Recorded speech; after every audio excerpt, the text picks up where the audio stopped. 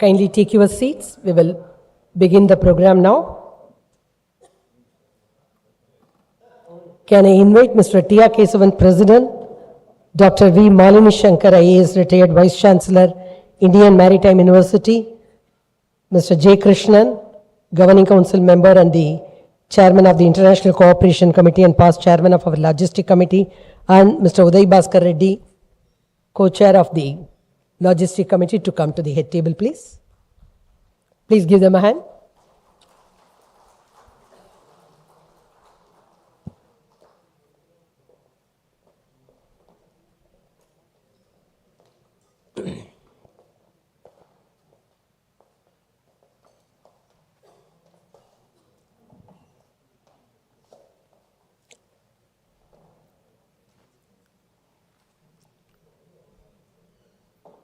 The Madras Chamber is 188 years young chamber and quite tuned to the current requirements, and one of our passionate subjects is the ports, logistics and things like that. And also they say when disaster strikes, the time to prepare has passed out. That's what happened when the Francis Scott Key Bridge in Baltimore collapsed after the container ship Delhi struck it. But what is important is that even after the disaster, the lessons can be learned so that we can at least mitigate or avoid the next disaster. So that is the very idea we are having it here, and thanks to all of you for joining. So we would begin the program with the welcome note from Mr. T. R. Kesavan, President, Madras Chamber of Commerce and Industry. And I require all of you to put your mobile phones on the silent mode. Otherwise, if all the phones start ringing, it will be a greater disaster. Mr. Kesavan.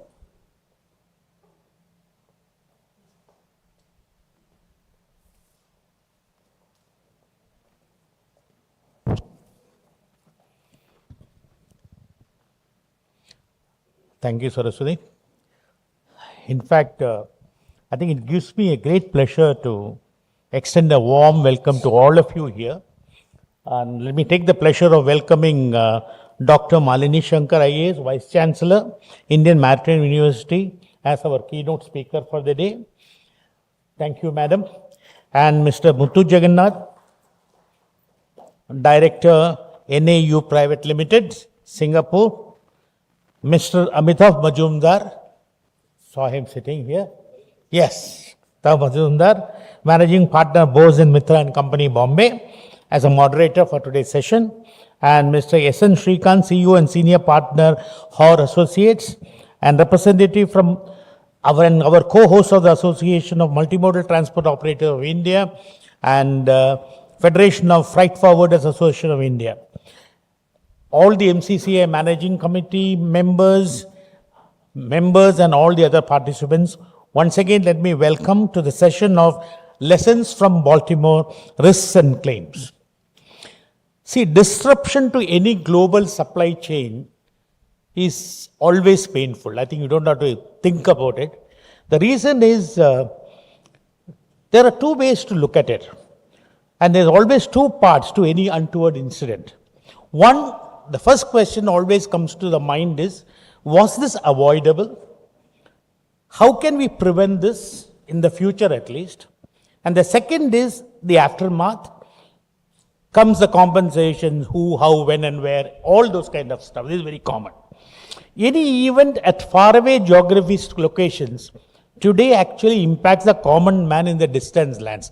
See, in the earlier we don't probably seen it, but now any small disruptions, somewhere else it actually ripples down and everybody gets affected. And we know the Suez blockade, what has happened, and then also the Delhi incident in Baltimore we are going to talk. And I think one of the biggest worrying areas is also the political fallouts, what is happening, and the maritime routes getting disrupted. We are seeing it very often. All of us are suffering it because of that. And today I think we are really going to talk about and tend to debate always the second part, the aftermath of such incidents. Occurrences of such intensity also serve as a wake-up call. I mean, that's what I always tell people. Look, something like this happens, immediately what we really look at it is, hey, something has happened and are we going to go? How are you going to get compensated? What are the legal options available both for the affected and the other parties who actually claim to resist such claims? I mean, this is very common. Something happens, there are two parties, sometimes there are more than two parties, and the application of both domestic and international laws comes for deep scrutiny and also vigorous debates across the globe. And that is also a thing which we very commonly see.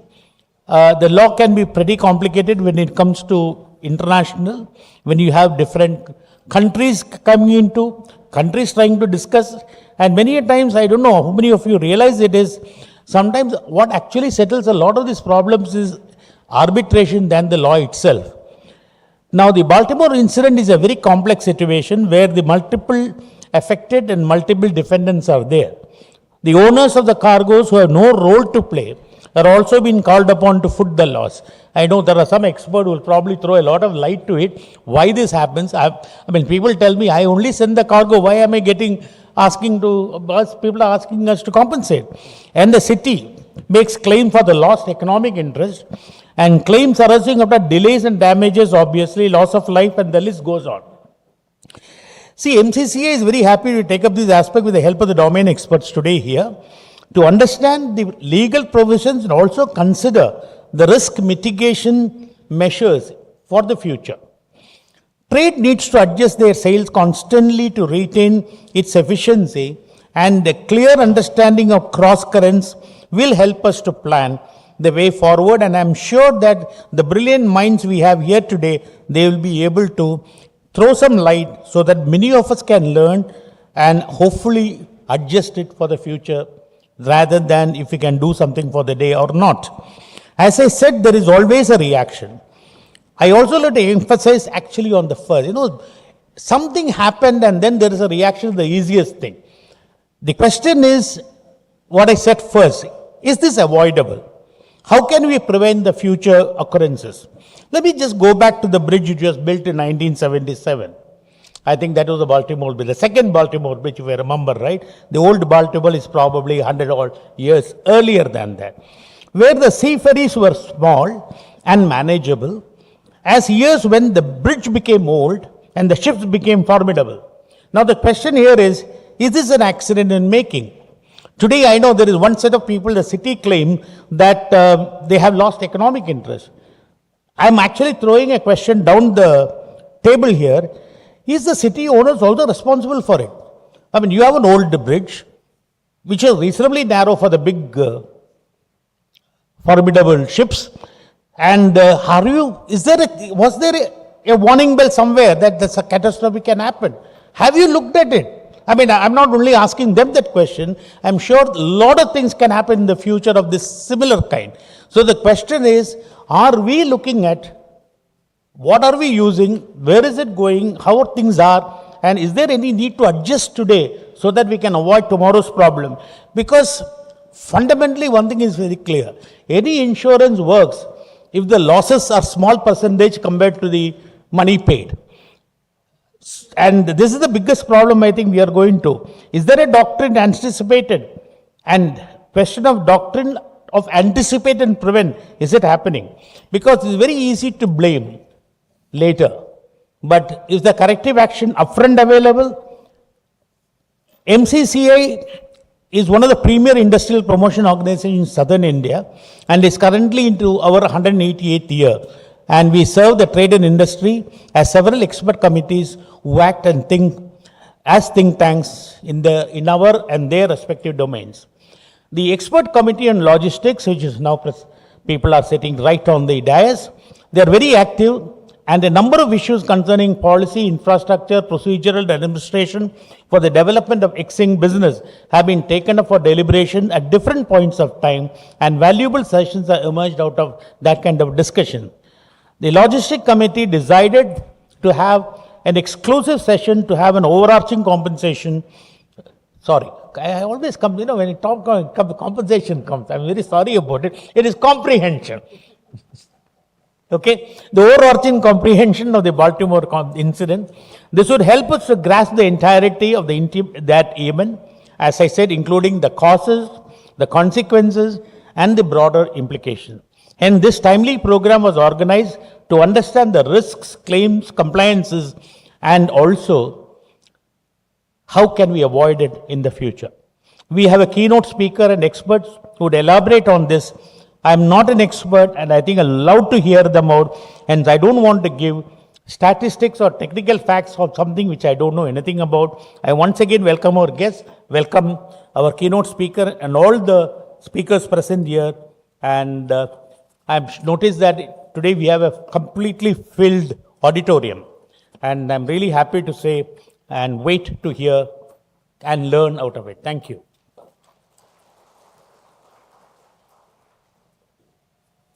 Thank you, Mr. President, for setting the tone and also throwing open a lot of questions. I'm sure the keynote speaker and the panel that's going to follow are going to take up some of these questions, or at least many of these questions, for discussion. Thanks a lot. We would now like to present a small plant, a cool plant in the hot weather, to our chief guest, Ms. Malini Shankar, Dr. Malini Shankar IAS. I request Mr. T.R. Kesavan, President, to present the same.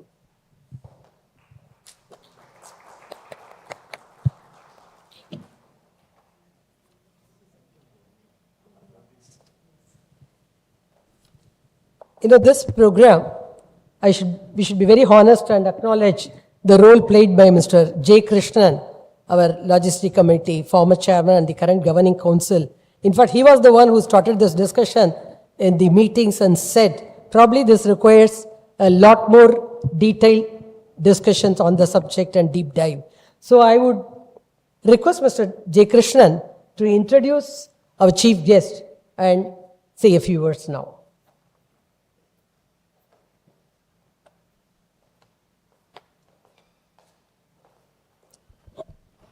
Very good afternoon. I would restrict myself just to introduce Mrs. Malini, because I do not wish to stand between the expert discussion that's going to follow an introduction. Profile of Dr. Malini Shankar, an IAS officer of the 1984 batch. Dr. Malini Shankar is currently the Vice Chancellor of the Indian Maritime University. She is an honorary member of the Board of Directors of the World Maritime University, having been nominated by the Director General, International Maritime Organization. Dr. Malini Shankar has held key posts in a 4-decade-long career. I still fondly remember the days when MEPs, we used to interact and have a lot of fights also in those meetings.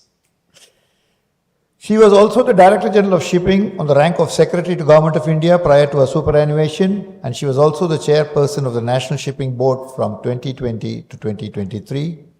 She obtained a doctoral degree in Institution of Economics from the Indian Institute of Technology, Madras, India, and a management degree from the Asian Institute of Management, Manila, Philippines.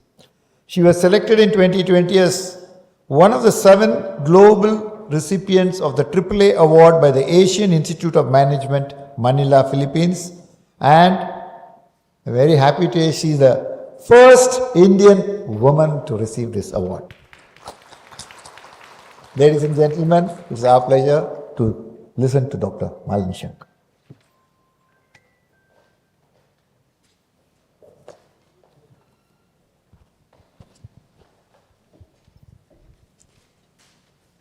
Good afternoon, and thank you so much for that warm introduction, Mr. Krishnan. The Vice President of the MMA, Ms. Saraswati, who I know from my days in MEPS. And it's lovely to see a large gathering for this afternoon session. Thank you very much for having invited me and giving an opportunity to say a few words. But at the outset, I must confess, I am not the expert on shipping or on these Baltimore accidents. I'm neither a marine engineer nor a shippy. I think the experts are all sitting there in the first row, and we'll hear from them. Having said that, just an introduction, all of us know that more than 90%, maybe even 95% by volume, and more than 70-75% by value of goods are traded through ships. And therefore, it contributes a huge lot to the national and international economy and influences the dynamics, international dynamics. Let's look at this incident we are talking about, Baltimore. A cargo ship named Dali collided with the Francis Scott Key Bridge in Baltimore, causing a significant portion of this 1.6-mile long bridge to crash into the river. Now, this incident occurred at 1:30 a.m., as we all know, on the 26th of March 2024, as the ship was navigating the Patapsco River. A construction crew was working on the bridge to fix potholes. Now, when I read this, I said, oh my God, even US bridges have potholes. That was one of the things which struck me. And they were the casualties. And the water temperature was reportedly 8 degrees, so they couldn't survive. Since the incident occurred at 1:30 a.m., the number of casualties remained low and countless lives were saved, considering that this bridge is used by 30,000 people on a daily basis, on an average. The Baltimore City Fire Department described the situation as a mass casualty multi-agency event, quote unquote. The Dali is a Singapore-flagged vessel owned by Grace Ocean Private Limited and managed by the Synergy Group and sailing under the charter of Danish shipping company Maersk. The vessel, just to give a few details, is 948 feet or 289 meters long and weighed 112,000 tons, and it was carrying over 4,620 TEUs of cargo, and it was outbound from Baltimore to Colombo. The ship reportedly lost propulsion, leading to the collision. The port of Baltimore is one of the smallest container ports in the northeastern seaboard of the United States, and it handles a tenth of the volume of the cargo which passes through the port of New York and New Jersey. Even given the volume of water transport in the region and number of bridges, it's reported such events in that region are extremely few. A study by the Coast Guard of the US in 2003 revealed that between 1992 and 2001, there were 2,692 ship accidents with bridges in the United States. On an average, this amounted to 5 accidents a week on an average. Yet, over 85% of them led to zero or minimal damage. This is the background. Now, what is a report coming out? It says there was power failure, not once, but twice, which is surprising considering the ships in these days, and this was not a very old ship, it was constructed by the Korean shipyard in 2015. They are built with several layers of redundancy. The vessel is said to have experienced electrical issues even before it left Baltimore port. Alarms were reported to go off on the ship's refrigerated containers while it was still docked. Now, there are other possible reasons which are being reported, which include fuel quality, clogged filter, human error, and traveling too fast to change the course in just a matter of few seconds. Now, evidently, an accident of this magnitude leads to extensive root cause analysis by the National Transportation Safety Board, which is the NTSB. Now, this analysis is to understand what went wrong and how to prevent things in the future. An article on marylandmatters.org alluded to the Coast Guard's laxity in analyzing accidents. This is interesting. It says a total of 424 reported incidents of large ships losing power in the US waters, and with 103 of them occurring near a port, a bridge, or other infrastructure. And they say the Coast Guard has not applied its mind to analyze these accidents. What are its implications? Barclays analysts estimate claims of up to $3 billion on account of bridge damage, wrongful deaths, and business disruption. Major insurers and reinsurers are obviously going to face significant claims. The cost of salvage itself is going to be enormous. The owners of the ship have now reported to have declared general average.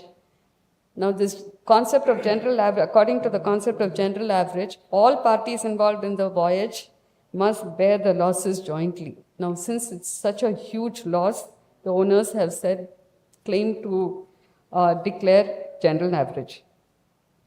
Other implications include supply chain disruption. although it is not as major as the disruption caused by Suez Canal incident in 2021 or attacks on the merchant vessels on the Red Sea, it definitely raises issues concerning third-party risk management strategies, including business impact analysis. Now, how much of it is being done is the question. What are the implications of investigation? Now, it's reported that the FBI has boarded the ship to see if any federal laws were broken. The federal authorities leveraged an old statute known as seaman's slaughter to prosecute people they believe to have been criminally negligent. So they're looking at a criminal investigation which runs parallel with the non-criminal investigation of the National Transportation Board. Now, this part is a cause of concern for most masters, as they can apprehend pending the invitation. They can be apprehended pending the investigation, and the investigation itself can take a very long time. And this will be in an alien surrounding for the crew, often with very little support, legal or financial, although most companies do support the crew in such major incidents. Now, what are the solutions suggested? Among the various solutions, saying one is reinforcing bridge piers and constructing bridges with a lot of protection. Now, that is going to increase the cost of the bridge construction. The other major suggestion is extending the length of time that a tug has to accompany the ship until it is clear of all critical infrastructure. This is considered to be inexpensive when you think that it can cost over $20,000 a day for a ship to wait for a berth. So this is the suggested solution. Now, all the solutions which are being suggested are technological and operational. That is the way it is bound to be. But I do think that the human aspects also deserve attention. Now, a gathering like this, or the shipping companies and the entire supply chain, will be necessarily concerned about the trade, the loss in trade, the insurance, the aftermath of it. But I would like to even, I think the human aspect deserves a certain amount of attention. Understaffed, overworked, facing multifarious compliance requirements, cost-cutting advice from their principals very often. The crew comes under extreme stress. I think that they deserve some attention side by side with the trade losses and the compensations. In the Indian context, I can say, because the question is, what are the lessons we are learning? In the Indian context, the Director General of Shipping publishes accident investigation reports periodically. It was being published every 3 years. The question that came to my mind as DG Shipping is, when I asked for the reports, it had to be searched for, whereas it should have been readily available. How many of them have read it? Very few. The report is very, it talked about like the 3-year report between 2016 and 15 and 18 had about 70 plus accidents. So they obviously can't give the entire case study in detail, but it deserves a more intense reading. So people hadn't read it. Now, if you can't find the report and you're not reading the report, then what are the lessons you will learn from the report is the question that I had in my mind.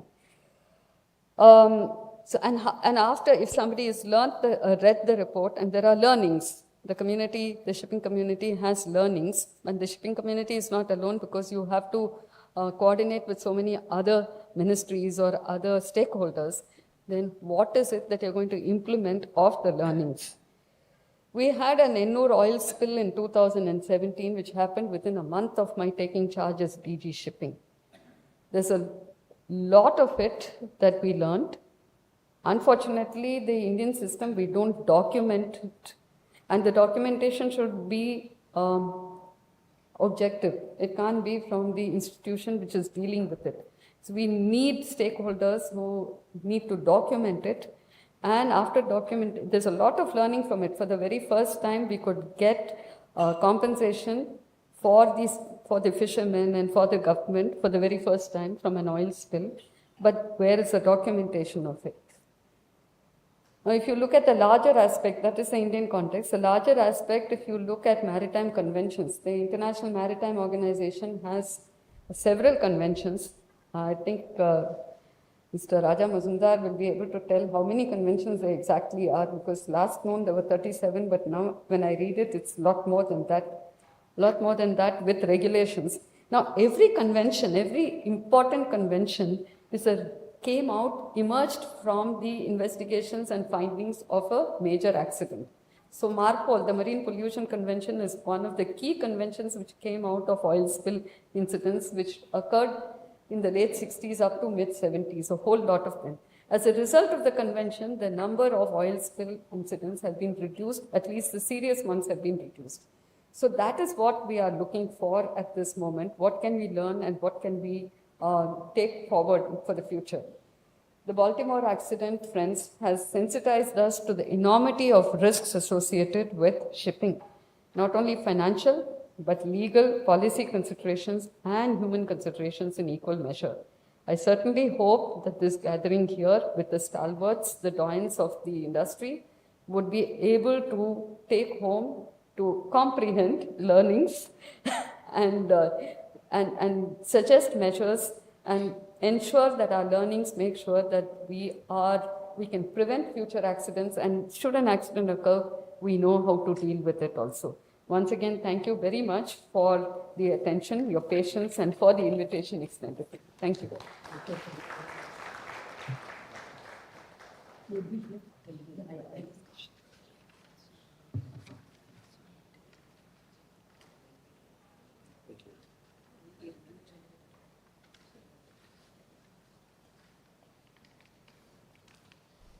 Thank you very much, Dr. Malini Shankar.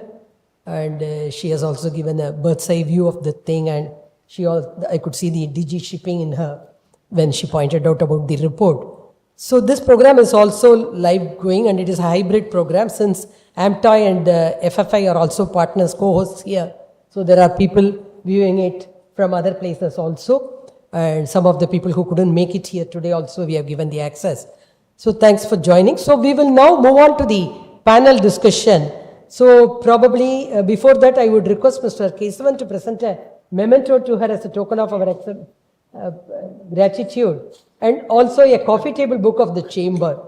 When we talk about ports, shipping, we cannot but give the coffee table book, we cannot just omit to give the book. This is the history book of the chamber. This is older than the old Baltimore book. Should be. Yeah, I'm sure you would enjoy that, ma'am.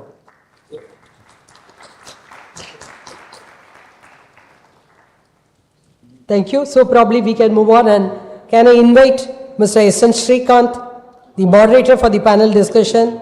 He is the CEO and senior partner of our associates, Chennai, a long-time member, a long-time expert and support to the chamber. Mr. Muthu Jagannath, director, NAU Pte Ltd, Singapore. Sir? And Mr. Amitava Ma Jumdar, managing direct partner, Bose and Mitra and Company, Mumbai. And I now leave to Mr. Krishnan to introduce them and help to start the panel.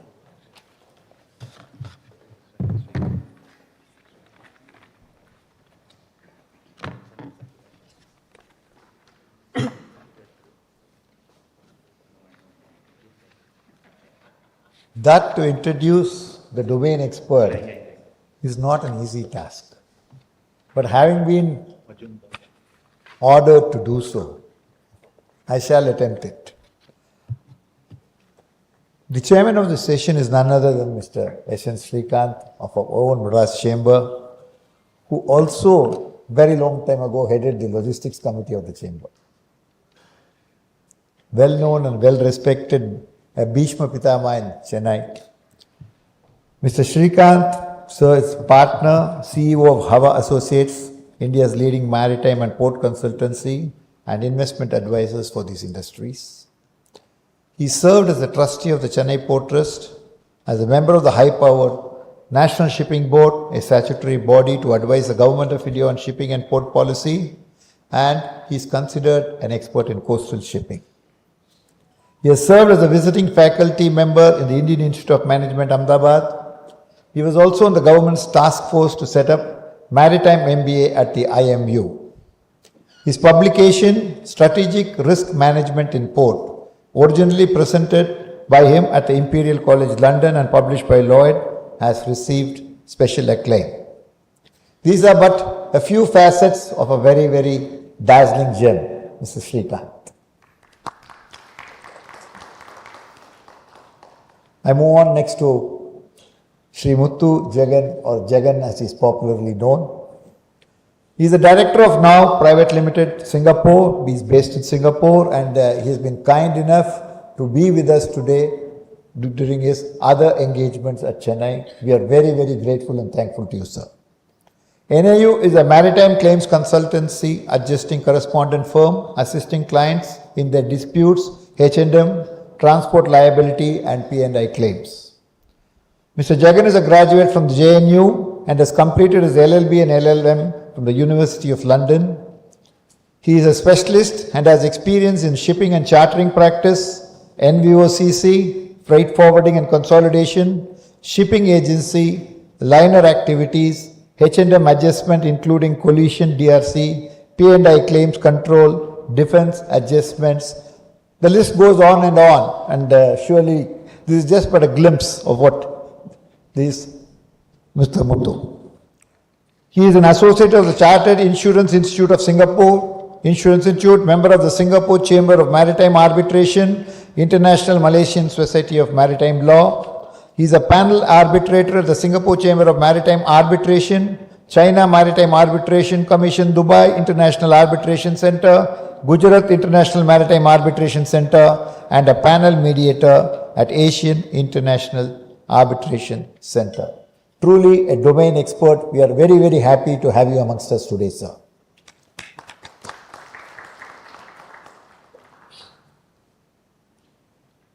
He is known as Raja, and he is a Raja. Mr. Amitava Ma Jumdar, managing partner, founded Bose and Mitra and Company in the year 2004. Mr. Ma Jumdar is a leading practitioner in matters resulting to casualties, collision, salvage in India, and has represented owners, charterers, salvage companies, and the government, including advising major ports in various casualty-related incidents. Mr. Ma Jumdar has advised and has been a forerunner in drafting the Admiralty, Jurisdiction and Settlement Maritime Claims Act of 2017. He has also advised on the draft Merchant Shipping Bill. He has been the part of the Indian delegation for legal committee meetings in the International Maritime Organization. He regularly appears and argues before the Supreme Court, various high courts, arbitral tribunals across India in commercial and admiralty matters.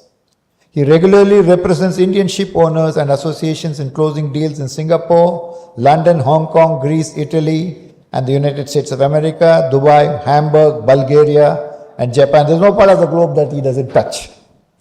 Through his knowledge, skill, expertise, Mr. Ma Jumdar has garnered a lot of recognition and has been consistently rated as brand one practitioner in the field of shipping by both chambers and partners and Legal 500 for over a decade. Not to say, Mr. Ma Jumdar is also called upon by MU to train the officials of the Ministry of Shipping on the fundamentals of shipping.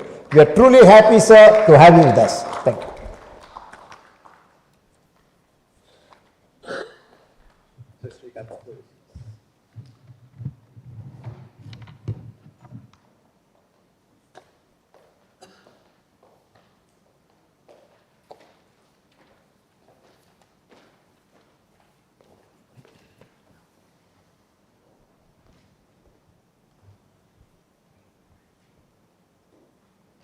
Dr. Malini Shankar, Mr. Kesavan, Ms. Saraswati, Mr. Krishnan, my longtime friend and mentor to the Logistics Committee, Mr. Uday Bhaskar Reddy, and of course, Mr. Raja Ma Jumdar and Mr. Muthu Jagannath. When it comes to the panel discussion here, and I will include Mrs. Malini, Dr. Malini Shankar as part of the panel, even though she is in the audience. I believe there are two grooms no brides, and a chief priest. Why? I will explain shortly. Anyway, container ships seem to be very angry these years. In 2001, of course, as you all know, the Ever Given ran aground in the Suez Canal. Shipping rates doubled, global supply chains were severely disrupted, and many ships were diverted to the Cape route around South Africa, which added an additional 7 to 10 days of passage.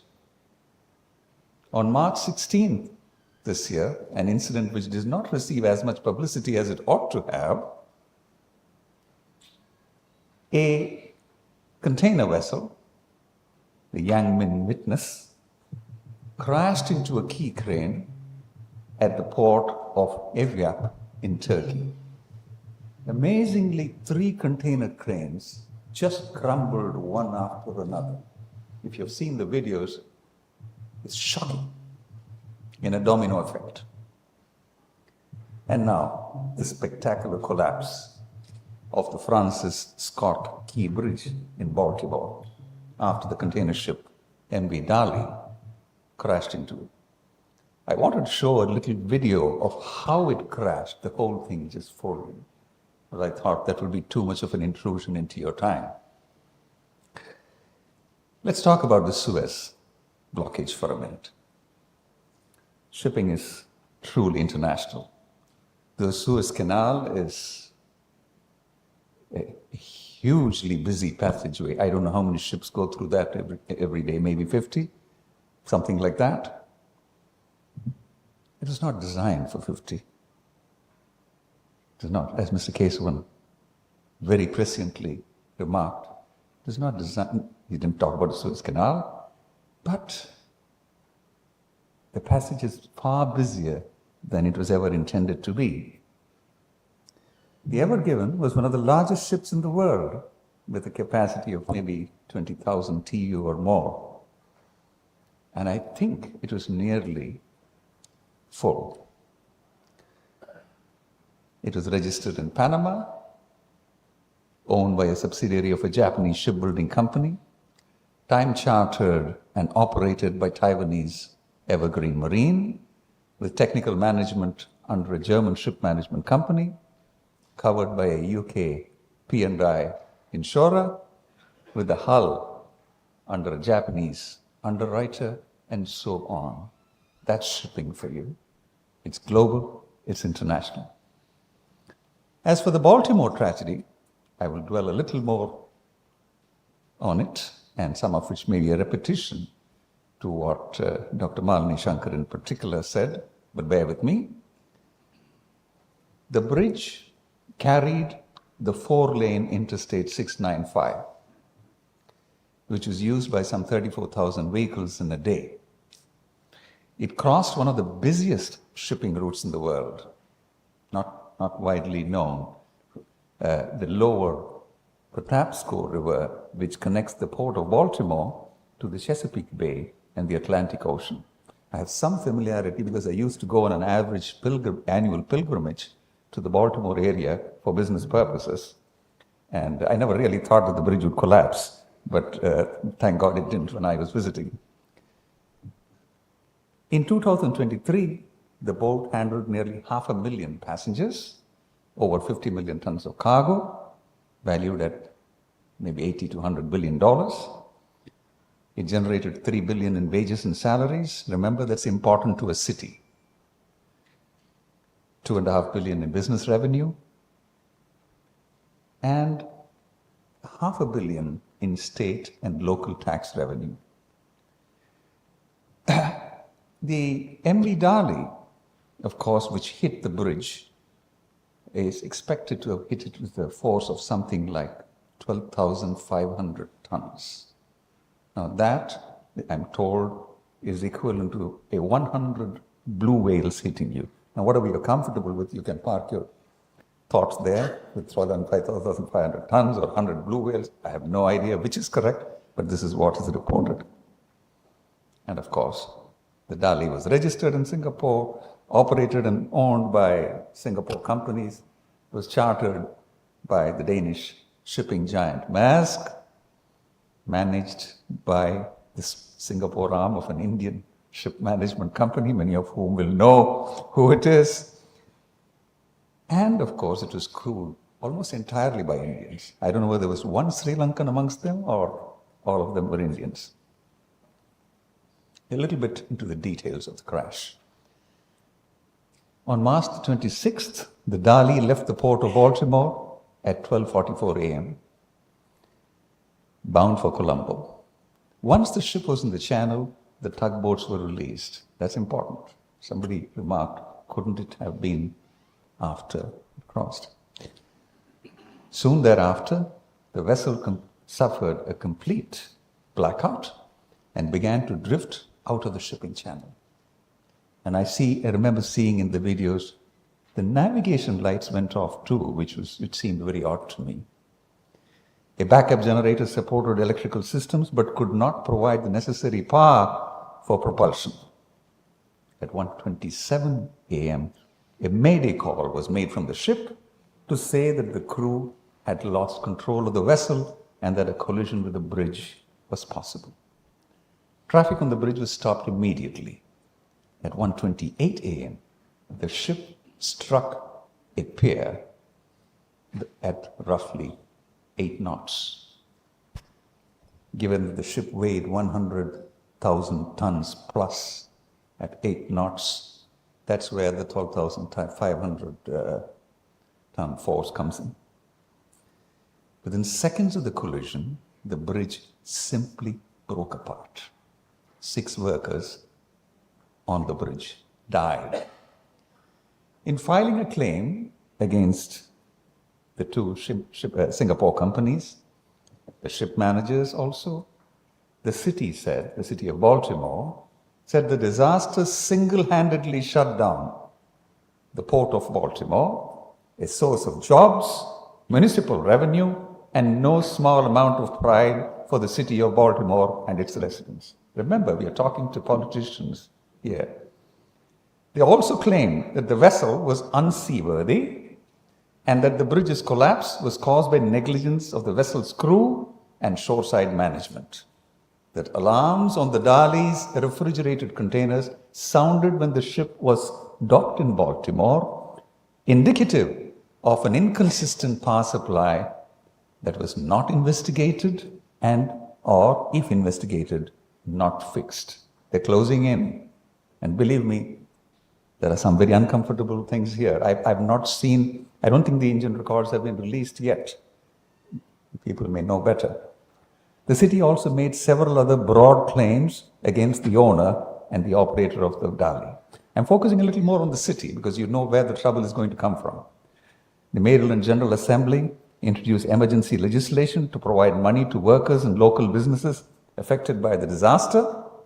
Long-term loans were given to small businesses affected by the bridge collapse, and insured losses could range from 3 billion, as Mrs. Dr. Malini Shankar said, or some estimates say 4 billion plus. I have no idea. Meanwhile, the owners have declared general average. Mr. Majumdar will surely tell you how they can get out of it, and thus making even those cargo interests whose cargoes were not damaged pay for this sordid exercise. Some questions beg an answer. Who is liable to whom and who pays what? What are the limitations of liability? Was it contaminated fuel that caused the loss of Dali's propulsion? Was there a problem with the electrical systems? Was the crew aware that the ship had a problem and with the electrical and propulsion systems? If so, they could face up to a 10-year prison sentence in the US, according to US law, because it resulted in deaths. Very, very important now was the design of the bridge up to current regulatory standards. Will the city be liable for a bridge not designed for today's commerce? As Mr. Kesavan is pointing out. When it was built in the late 70s, you just didn't have container vessels definitely not of this size anyway. And the Dali was way bigger than what the ship was designed to handle. A couple of things here. This bridge was not one designed for progressive failure. You hit one pier and it goes because the members are all fixed. But bridges these days are not designed like that. If you hit the pier, one segment will collapse, not the entire bridge. So that design has never been changed. And besides, how do you design a bridge? You don't design it to cater to every eventuality. It's not possible. You don't design it for a 10.2 earthquake, a building for a 10.2 earthquake. So engineers use probabilistic models. And the probabilistic model they might have used in the 1970s could not have ever envisaged a Dali in 2024. So we need to revisit those probabilistic models, and they're almost never done. What should shippers do in terms of plan B? Mr. Muthu Jagannath has promised to talk about it. It's okay to say the bridge failed, this happened, that happened, my cost went up. But do you have a plan B? So that's another thing. And of course, what lessons? I'm glad that the Chamber has put this so prominently in their flyer. What lessons can India learn? I think they've not used the word India, but I would choose to stick to it. Now, I did talk about 2 grooms, no brides and a chief priest. We have 2 grooms for the maritime industry, very eligible and brilliant in their spheres. The other side are the structural engineers. They're missing here. They're missing here partly because we're not able to accuse them, and partly because they may turn around and say, hey, why don't your ships have some crumple-free, crumple zones in front? Even cars have it. It isn't so tough. And Rolls-Royce, years ago, developed autonomous vessels which can even berth themselves. Surely, an element of that could have prevented a collision with the bridge. A Tesla car does not collide with the vehicle in front, it slows down. Don't tell me that a 100,000 ton or 150,000 ton ship can't have something similar. So the brides are missing. But the chief priest is here, the Vice Chancellor of the Indian Maritime University. Who is to pull all these elements together? I think it's ideal for a university like yours, ma'am, to kick that off. It's not going to happen from the maritime side alone. We will be talking about general average and this and that. It's not going to happen from the structural side. They'll be buried in the concrete. So we need somebody to pull all this together. Get the stakeholders together. The United States has a Transportation Research Board, which I had the privilege of addressing once. It was incredible. I've never seen a convention like that. 10,000 people attended. 10,000 people, of course, distributed sessions in so many hotels. Now, don't confuse that, the brilliance of that annual convention. You should perhaps represent India one of these days there, with the capacity of the administration to follow recommendations. That's way, way, way down in the US.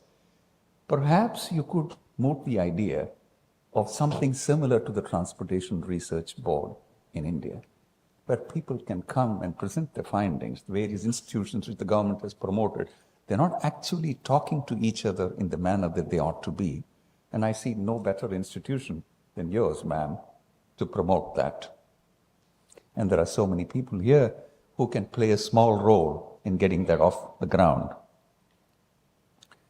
So our 2 experts today, Mr. Muthu Jagannath and Mr. Amitava Ma Jumdar, will answer all the questions, the tricky questions that I laid out. But I just want to add one tailpiece to my question on what can India learn. You see, firstly, many years ago, I used to be a trustee on the port of Chennai. There used to be a floating dry dock here, and the owner had not paid its dues, and he abandoned the vessel. And the port kept raising bills year after year. You owe me this many crores, you owe me this many crores. One day at the board meeting, we were told that we are fighting ICICI in Bombay High Court to take custody of the vessel. So I said, why? We can sell it for scrap. I said, it's been there for years. And the next day, I took a boat and went to the dry dock, and what I feared was happening. It was rusted at every end. For heaven's sake, it could sink. So I sent an SOS to the chairman, please try to lose the battle in Bombay. He said, why? Because if it sinks, it could drift and it could block the channel, something like what happened in Baltimore. And also, where do you hope to scrap the vessel? You can't scrap it in Chennai. Environmental regulations don't allow you to. You'll have to tow it right down south, and the cost of towage will be way more than anything that you can earn from scrap. Alarm bells sounded everywhere. Subcommittee was formed. These institutions are famous for subcommittees. I was made the chair. While we were deciding, it sank. Luckily, it didn't block the channel, but the amazing thing was, soon after, I read in the papers about the heroic efforts of the port to retrieve the wreck. And I was told it cost them some 10 crores. Now, the layers of bureaucracy which come in on top of so many other things. In India, it's almost impossible to claim from a port trust for damage. You all know that.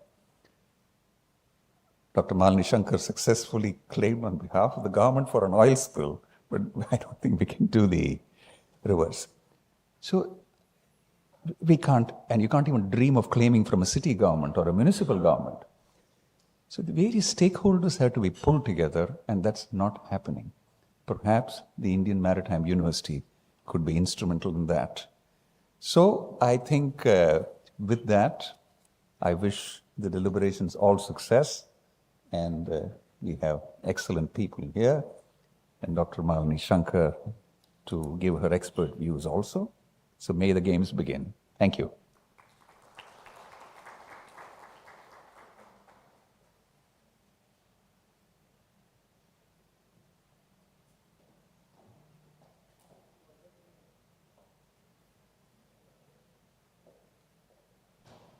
Do you have the presentation?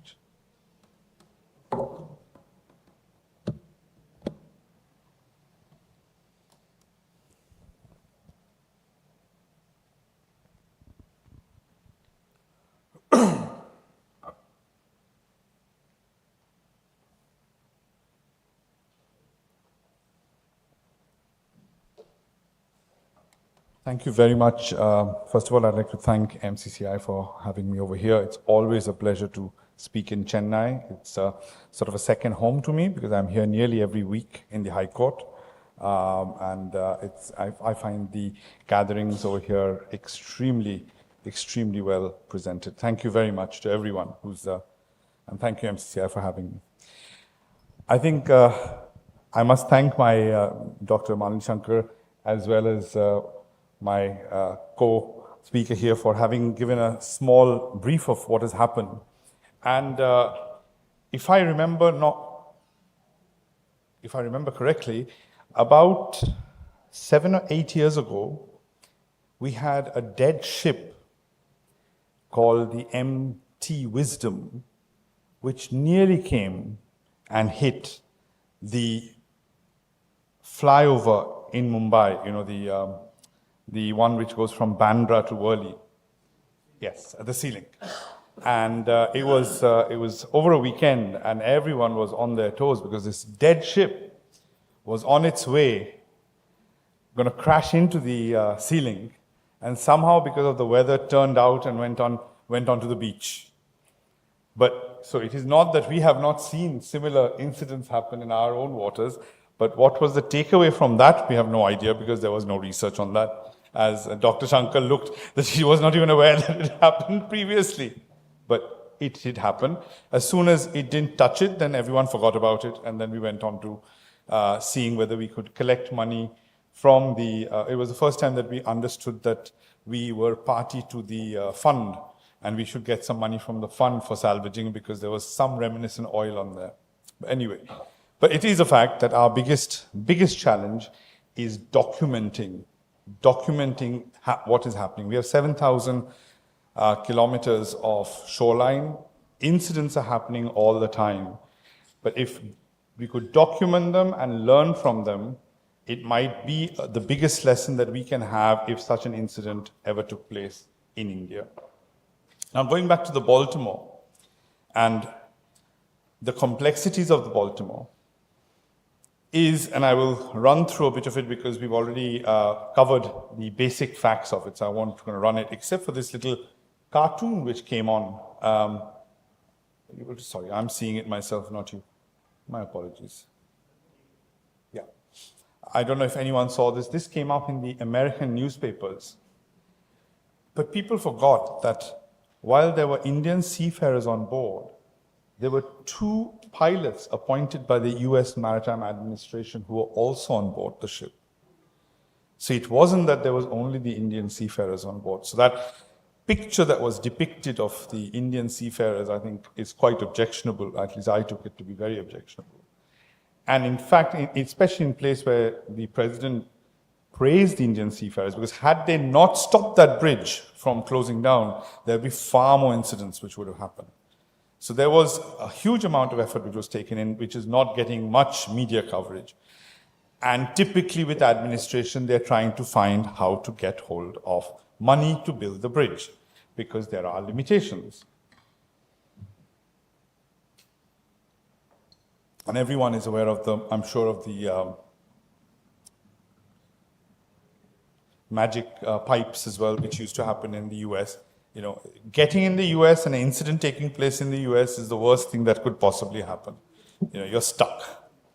Everyone's making money, starting from the smallest service provider to the highest service provider. It's just a money-making racket going on. Anyway.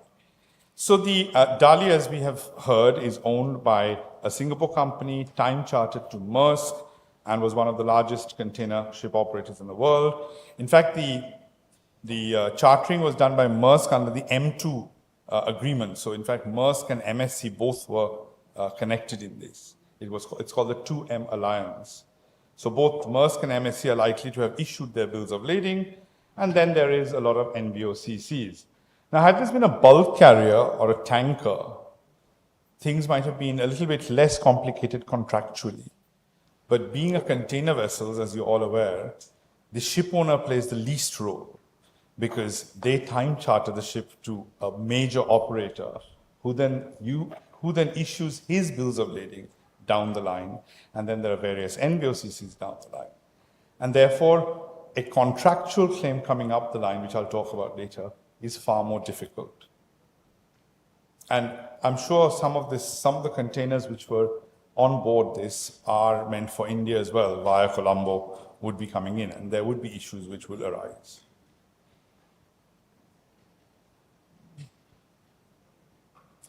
So,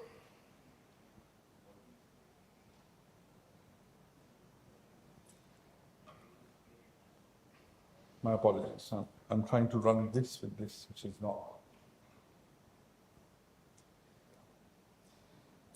So there are unproven allegations, as we just discussed, as to the seaworthiness. I don't think one should speculate too much on that, except what could be the cause if it was proven that the crew or the ship owner was knowledged with the fact of this incident.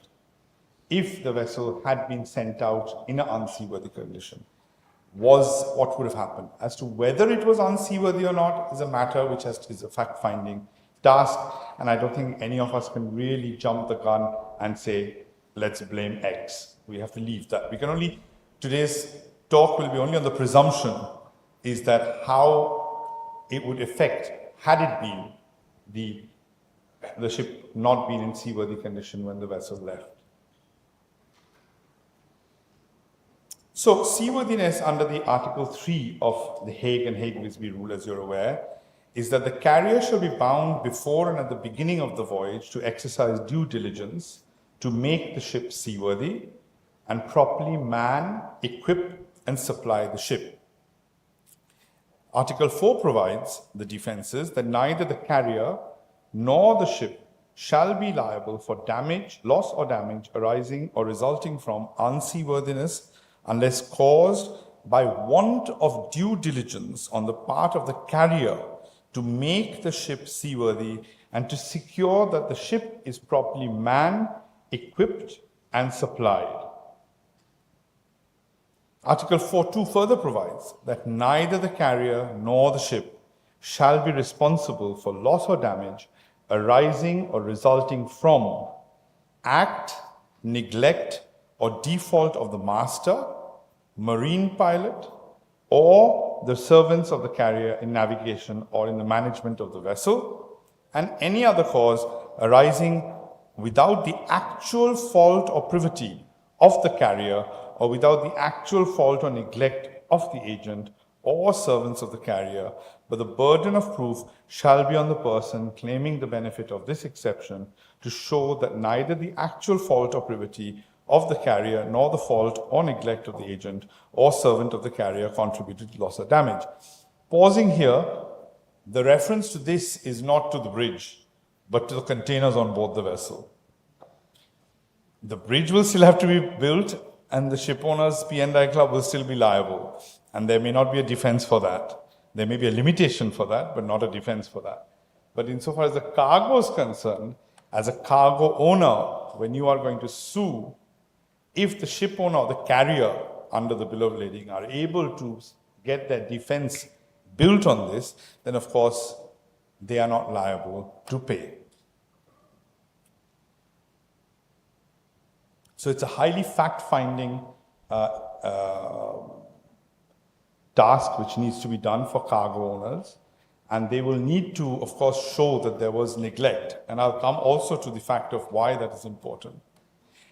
Now, what is important is seafarers' negligence and seafarers' incompetence. The seafarers' incompetence would be not available defense, but the seafarers' negligence is a defense for the carrier. So the mere negligence of the seafarer on board the Dali would not render her unseaworthy, and the carrier under the bill of lading can seek to exonerate themselves of the liability of taking the defense under Article 4, Rule 2A of the Hague Rules, which exonerates a carrier for liability for loss or damage arising or resulting from the act or default of the master, mariner, pilot, or the servant of the carrier. A crew member will be competent if he has knowledge, experience, and skills of how to operate the part of the ship for which he is responsible. On the other hand, he will not be competent if he does not possess the level of capacity, capability, or skill to be reasonably expected of the ordinary seaman of his rank. So, in a scenario where the ship owner chooses his crew with due diligence, due care, and made sure that they had the required qualification, knowledge, experience, etc., and provided a vessel which had all the required equipment and document, but the crew did not carry out their duty responsibly, failing either to use the qualification and knowledge they have or to use the equipment provided properly so as to prevent any danger that the ship might face, that would amount to negligence, and therefore the carrier would be entitled to the defense and not incompetence. So one has to be careful as to what would happen.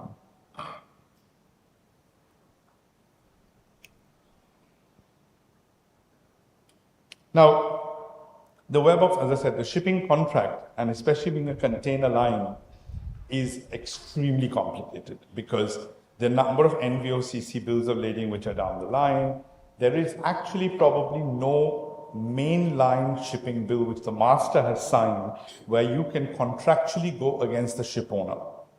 So therefore, what you have to rely on, if you are an NVOCC or if you are a holder of a bill of lading which the carrier is someone other than the owner, is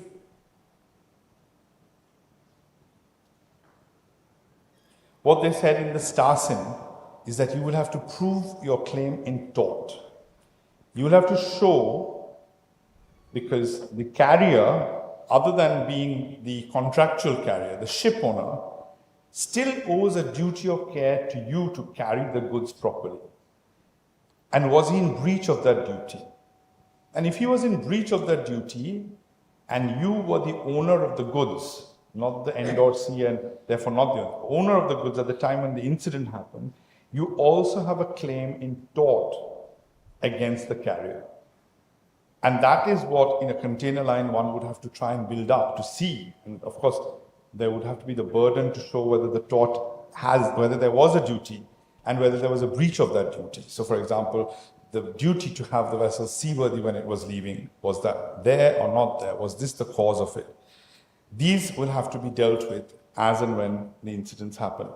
But for a NVOCC cargo receiver with the NVOCC bill of lading or even an MSC bill of lading to go and try and get hold of the vessel Dali may be a difficult task. You may have a prima facie case, but eventually if there's no privity of contract, and unless you've made out a case in tort, you will have that much more difficulty to claim against the carrier. You may be entitled to claim against your NVOCC carrier, but that NVOCC carrier may just be a piece of paper. You know, it could be someone who's based in Dubai with nothing, and you will find, you know, I have a claim, my container carries a $2 million goods, which is, you know, now totally useless to me. You will not be able to, you can sue the NVOCC carrier, but you can't sue the carrier, the ship owner, unless you're able to show that they had committed a breach of a duty which they owed to you. And that at the time of the damage which took place, you were the owner of that good. Now, in a lot of these cargo cases, what happens is the cargo make a claim to the insurance company. And the insurance company needs you to act as a prudent uninsured. And therefore now the insurance companies are becoming cleverer and they're saying, have you initiated action? Because there's the 1 year time bar, if you haven't covered it within the 1 year time bar, etc. Pausing here, may I just correct a situation because a lot of people ask me this question in a bill of lading claim. Under Indian law, the 1 year time bar of the Hague-Hague-Visby rule only applies to export cargo and for coastal cargo. It does not apply for inward cargo. For inward cargo, it's a 3 year time bar under the Limitation Act. Because our COGSA, Carriage of Goods by Sea Act, only applies to outward cargo and coastal cargo. It does not apply to inward cargo. For example, the English COGSA applies to both ways. Secondly, even if by contract you try to incorporate the Hague-Visby rule into your bill of lading, so the second argument which is made is, well, you know, the bill of lading has Hague-Visby rule. Hague-Visby rule has a 1 year time bar. It's contractually incorporated, or even if COGSA doesn't apply. Indian law does not allow you to contract out of the Limitation Act. So any provision of anything, the Article 6 bis is considered to be void when incorporated into a contract where you're trying to limit the time bar, because no one can contract limitation. So it's very important for you, because this is, if anyone has a claim on this particular Dali ship, is that it's an inward cargo, so you have 3 years time bar. So you don't have to rush into getting into filing your suit, so that you have a 3 year time bar. You can work towards and get your necessary claim.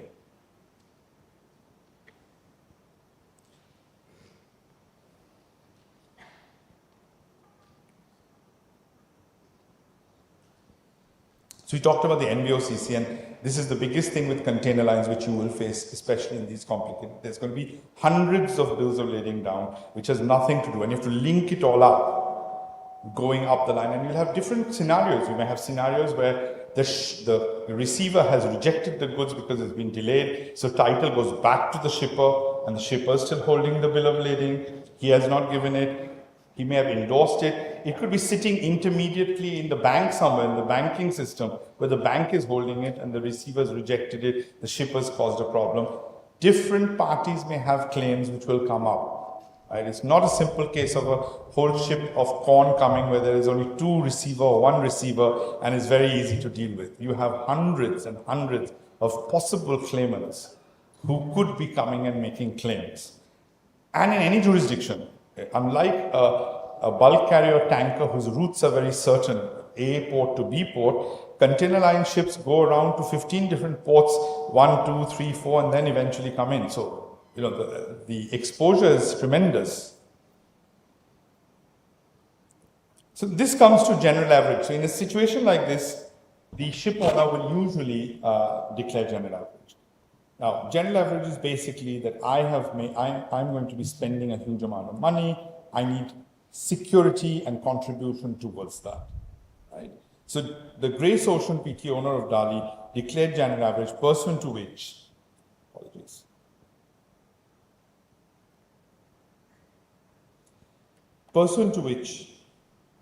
cargo interests must contribute their proportion of salvage costs. In an overwhelming majority of cases, when general average is declared on container ships, the salv value of containerized cargo is exponentially higher than the salv value of the vessel.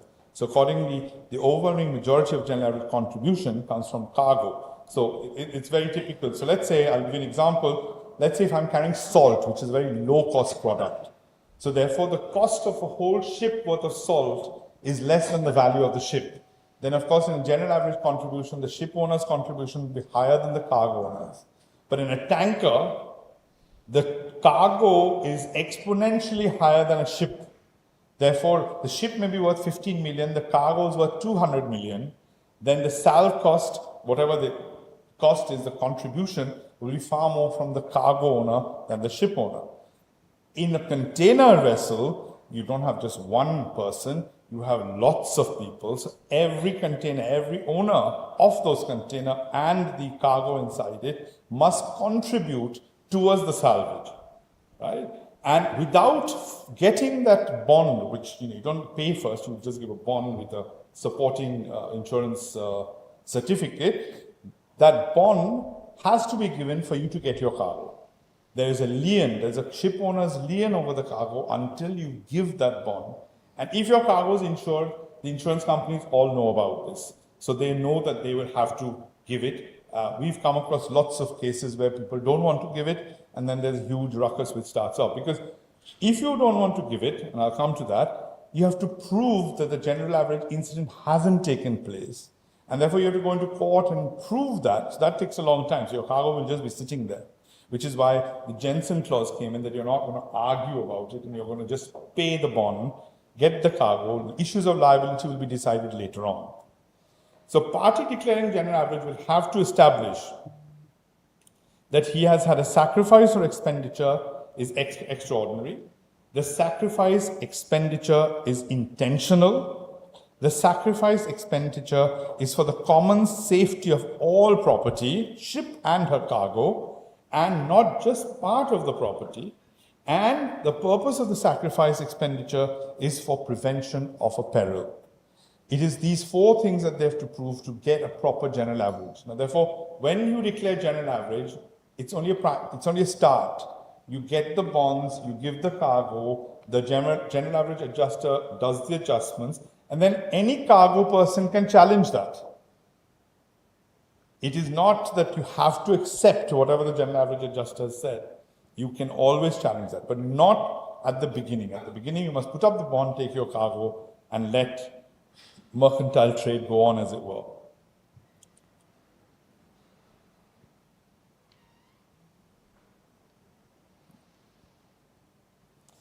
So Green Ocean ship owner of Dali would have a possessory lien over the cargo. The cargo is only released against a bond. The general average bond would be usually counter-secured by a general average guarantee. A general average adjuster is appointed, and then the adjustment takes place. Now, the average adjustment, are prepared on an assumption of liability. Right? It's on an assumption of liability, and never seek to determine that liability as per the case of so and so. However, even if cargo interests are not personally liable, after the publication of the general average adjustment, they are under an obligation to furnish security in relation to their share and then challenge it if they want. One of the other parties who, of course, also will be party to it, so it's not just the cargo and the ship. The ship is time chartered by Maersk. The bunkers on the ship belong to Maersk. So to the extent of the value of the bunker, even Maersk will have to participate, but only to that extent.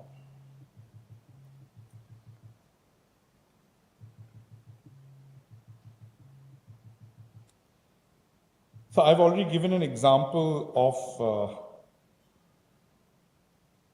what I just gave of the of the tanker or the salt. So here is a general example of what would happen if the cargo was worth 80 million and the ship was worth 20 million and the total salvage cost was 10 million. What would be the apportionment of the salvage? And one must remember, for salvage you can never have limitation. There's no limitation of liability for salvage.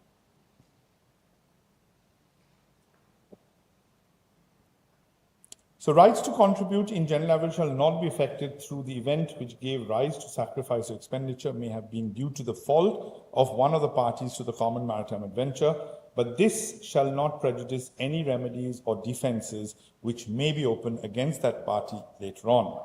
So the object of Rule D of the York-Antwerp rules is to keep all questions of fault, alleged fault, out of the adjustment and to preserve unimpaired legal position at the stage of enforcement. A fault is a legal wrong that is actionable between the parties at the time when the sacrifice or expenditure is made. So if the casualty gives rise to the need for extraordinary sacrifice or expenditure, I've gone through this with you again, so I will not repeat it. So then comes the Jensen clause. Now, as a general rule, the shipowner is not entitled to general average contribution from cargo when GA event is caused by shipowner or its agent. To circumvent this general common law rule, the contract of carriage provides that cargo interests are required to make a general average contribution, even in case where the extraordinary expenditure was brought about by the shipowner's negligence. And this has been recognized by the United Supreme Court in a case called the Jason. However, if the extraordinary expenditure was required because the shipowner failed to exercise decisive due diligence to make the ship seaworthy at the beginning of the voyage, then the cargo interest is not liable to make a general average contribution. And if you see all the newspaper articles, everything, the emphasis is all going on that when the ship left Baltimore, it was not seaworthy, because that's what they have to prove. If they don't prove that the ship was not seaworthy when it left Baltimore, and there was actually, it's an accident, it's an electric fault, it could happen at any time, then they can't get out. Then they have a full defense, the owners. Then they can't say that when you started the voyage, the vessel was not seaworthy.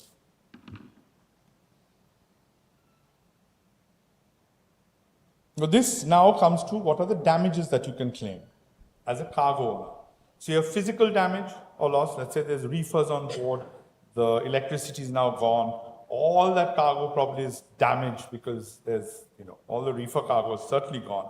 Or there may be perishable goods on board which is coming from US to India, and by the time it will reach India, it will not be worth what it is. Then there's economic loss as a result of the decrease in market value because of the time of expected delay in delivery. This is going to be one of the largest claims that could come in, that you had a time-sensitive good which came in, and therefore you want that. And then there's the pure economic loss, where by way of example, an industrial plant cannot operate given the parts of an essential machine are delivered after date of delivery, again, which goes back to the date of delay.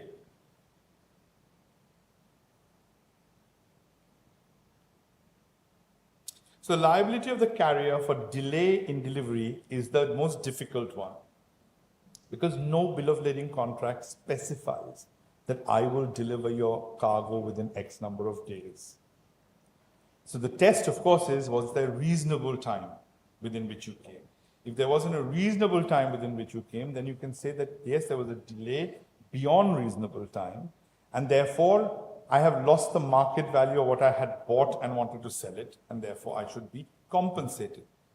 Now that's a matter of fact which has to be proved in court, but there is no underlying obligation which the ship owner has said that I will deliver it in 30 days or I will deliver it in 20 days. Right? So again, it becomes an issue which needs to be proved. And in a lot of the NVOC and a lot of the container bills of lading, there's a specific clause which says that I will not be liable for delay. I may have to detour, I may have to go somewhere else, I will not be liable for delay. So therefore you've contracted out of delay, as it were.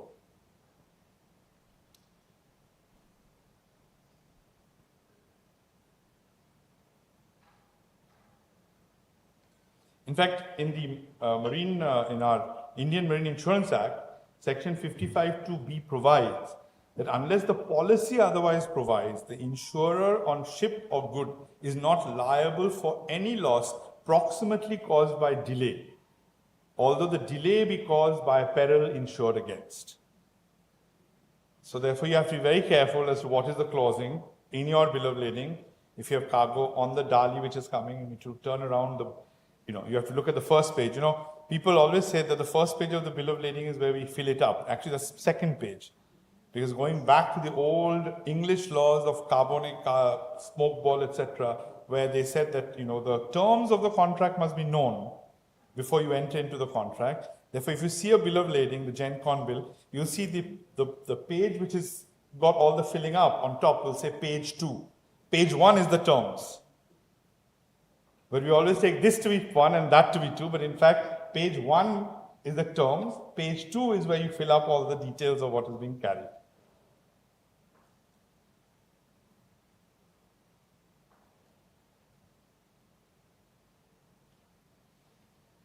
Then comes the limitation of liability. You will have two regimes of limitation of liability.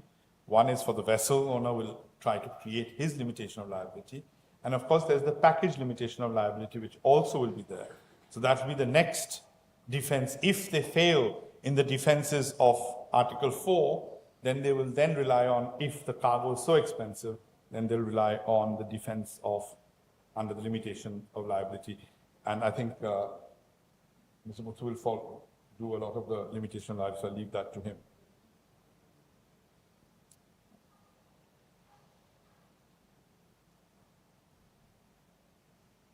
So at present, I think they're trying to limit liability to $43 million for a $3 billion claim. So, which will be interesting to see. I don't think the Americans are going to allow that to happen. I think they will get their bridge, whether they like it or not.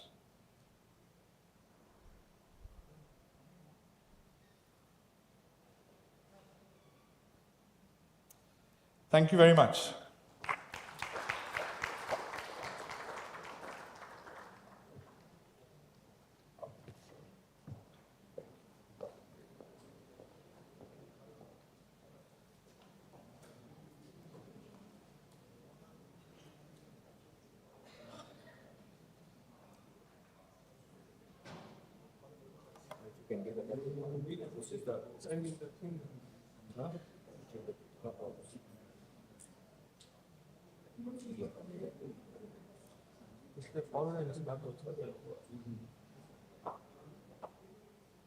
Good afternoon, ladies and gentlemen. I think the advantage of being the second speaker is when you have someone like Raja speaking, I don't need to really cover much. I hope you can hear me loud and clear. Yes?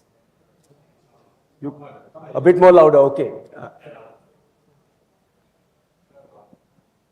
Sorry.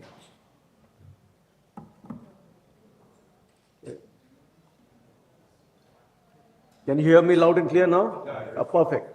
So, I think a lot of things have been covered, and my intention is to speak from a trade practitioner. First, I must thank the Madras Chamber of Commerce for inviting me. It's wonderful to see such a big audience. I was actually surprised, and I hope that I'm able to deliver what you all have come here for. Yes. I'm not a lawyer. I'm a practitioner. I handle claims. I've studied law as a second degree, and I deal with claims on a day-to-day basis. And it's not, you don't really look at what is right and wrong. You need to find a solution. So I'll speak from that perspective.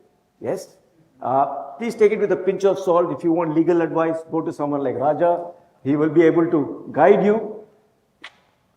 Although, majority of what I speak will be on the basis of English law. Law is not static.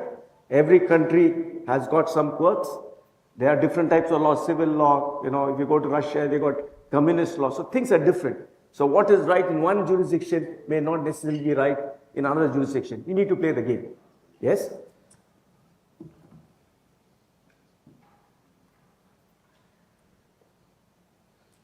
So the first question you have to ask is, will this happen again? Yes? I think you can learn a lot from this incident, and I'm sure that they will make, changes. There might be a convention, there'll be this, to avoid it. But the long and short, you will have outages like this. It's going to happen again and again. You had the, the Ever Given. Before that, you had you had the COVID. These are fantastic events for some people to also make money, also learn. Look, if you have got the stress test there. Yes? So, if you are in a business in which you need to ensure your supply chain works, then this is the real deal. You need to deal with it. If you look at risks, there are some risks which are known. There are some risks which you think you know, but you actually do not know what is the severity, and there are some which is unknown. Like in this case, we've been talking about fuel, right? If you go for low sulfur, you sometimes find that there are issues and there is an outage. Yes, you really don't know many things. You built a bridge in 1970s. Like I said, I really don't go into details. But at that time you built, you didn't really think that you're going to have a 6,000 or 7,000 TEU vessel. Yes, so things will happen. We need to deal with it. But yes, when you start planning, I think in the ideal world, it is quite possible to try and plan ahead, 20 years ahead. And that way, I would probably say Singapore thinks on this. And I'm not trying to sell Singapore. You look at the airport of Singapore, they're already thinking that's going to be there 20 years down the line. You're going to do it. Not everyone has the flexibility. Most of these places are already built up areas. Yes? So what are the strategies? You can outsource, you can insource. You can have multiple suppliers. Fortunately, all these incidents, they have been sorted out in a very short period of time. There would be, issues related to it, but if you really want to plan, you need to have multiple strategies to deal with it. What is the best strategy? It depends on the industry, where you are based. I don't have any answers to that, but perhaps, you could consider that. I believe that the majority of the crew on board this vessel are Indians. Unfortunate thing is, whenever you have an incident, there is a human element, they generally become pawns. And, I will probably give the example of Hebei spirit. A lot of master mariners are here, so they will probably be able to explain to you on that. The master and the chief officer were actually detained for many, many years for no fault of theirs. So what happens is, at least, whichever country you have a political situation, the easy example I could give is when elephants dance, ants will get trampled. Yes? So I hope it doesn't happen. My heart and soul is with the crew. I hope the Indian Maritime, associations make sure protect their brethren.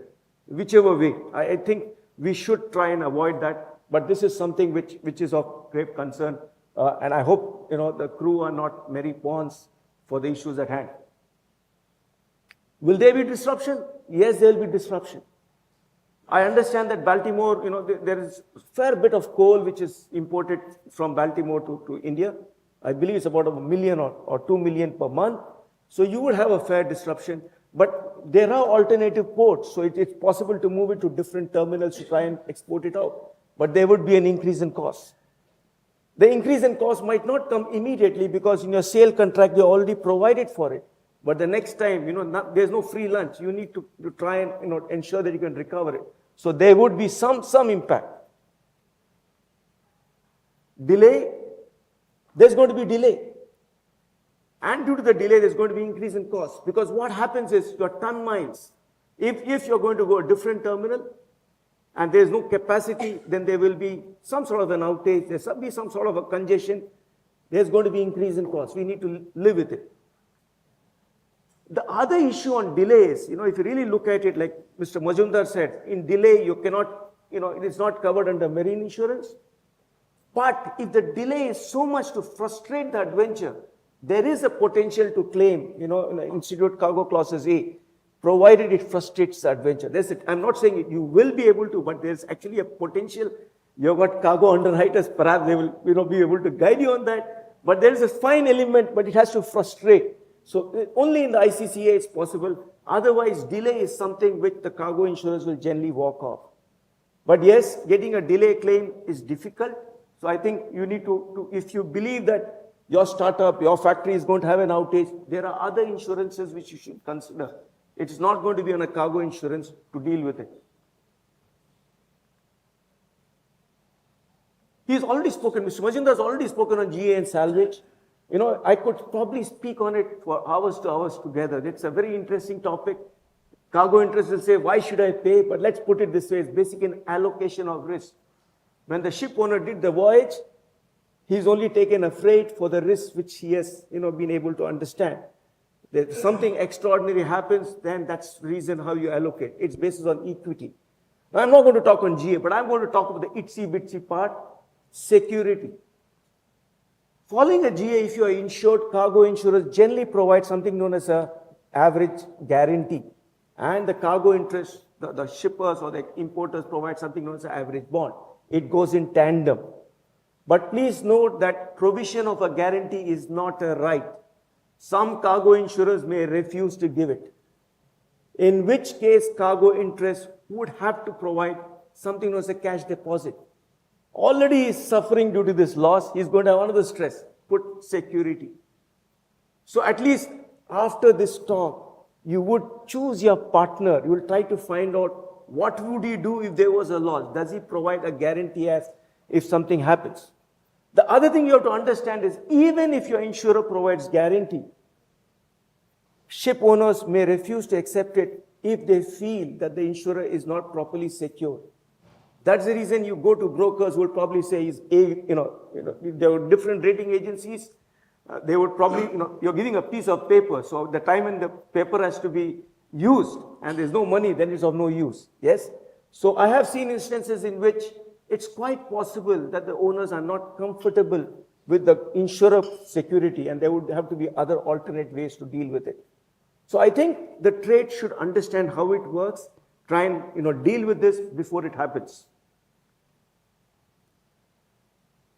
There is a potential to defend a GA contribution from owners. But in such a big incident, owners would, if they are entitled to limit liability. That's what they have done. What would then happen is, any, a redressal or to avoid the GA contributions, that would go on a liability claim. In which case, you'd only get dollar to a cent. In the sense, you'll have to be compacting the same liability, whichever limitation convention is there. So you would actually feel in these type of things, the property interest would still have to contribute. There's no potential or there's very limited potential for a recovery.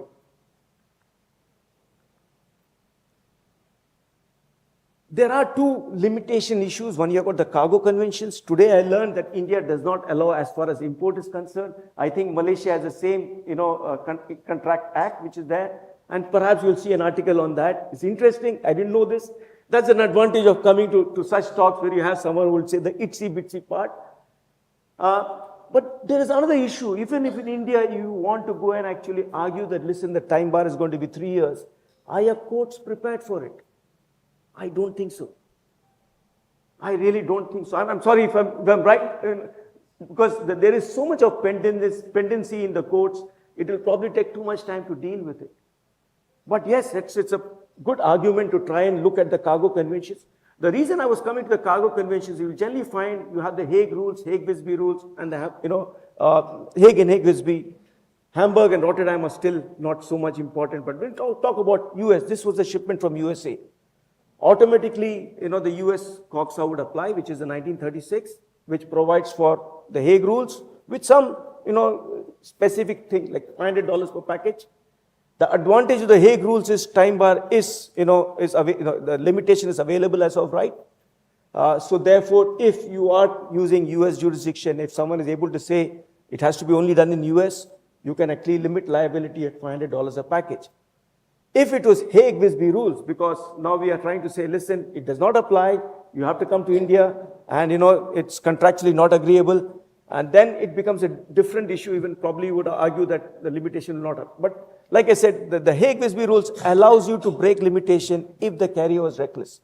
So this is something which it is important because intermediate carriers they may not be entitled to the ship owner's limitation defense.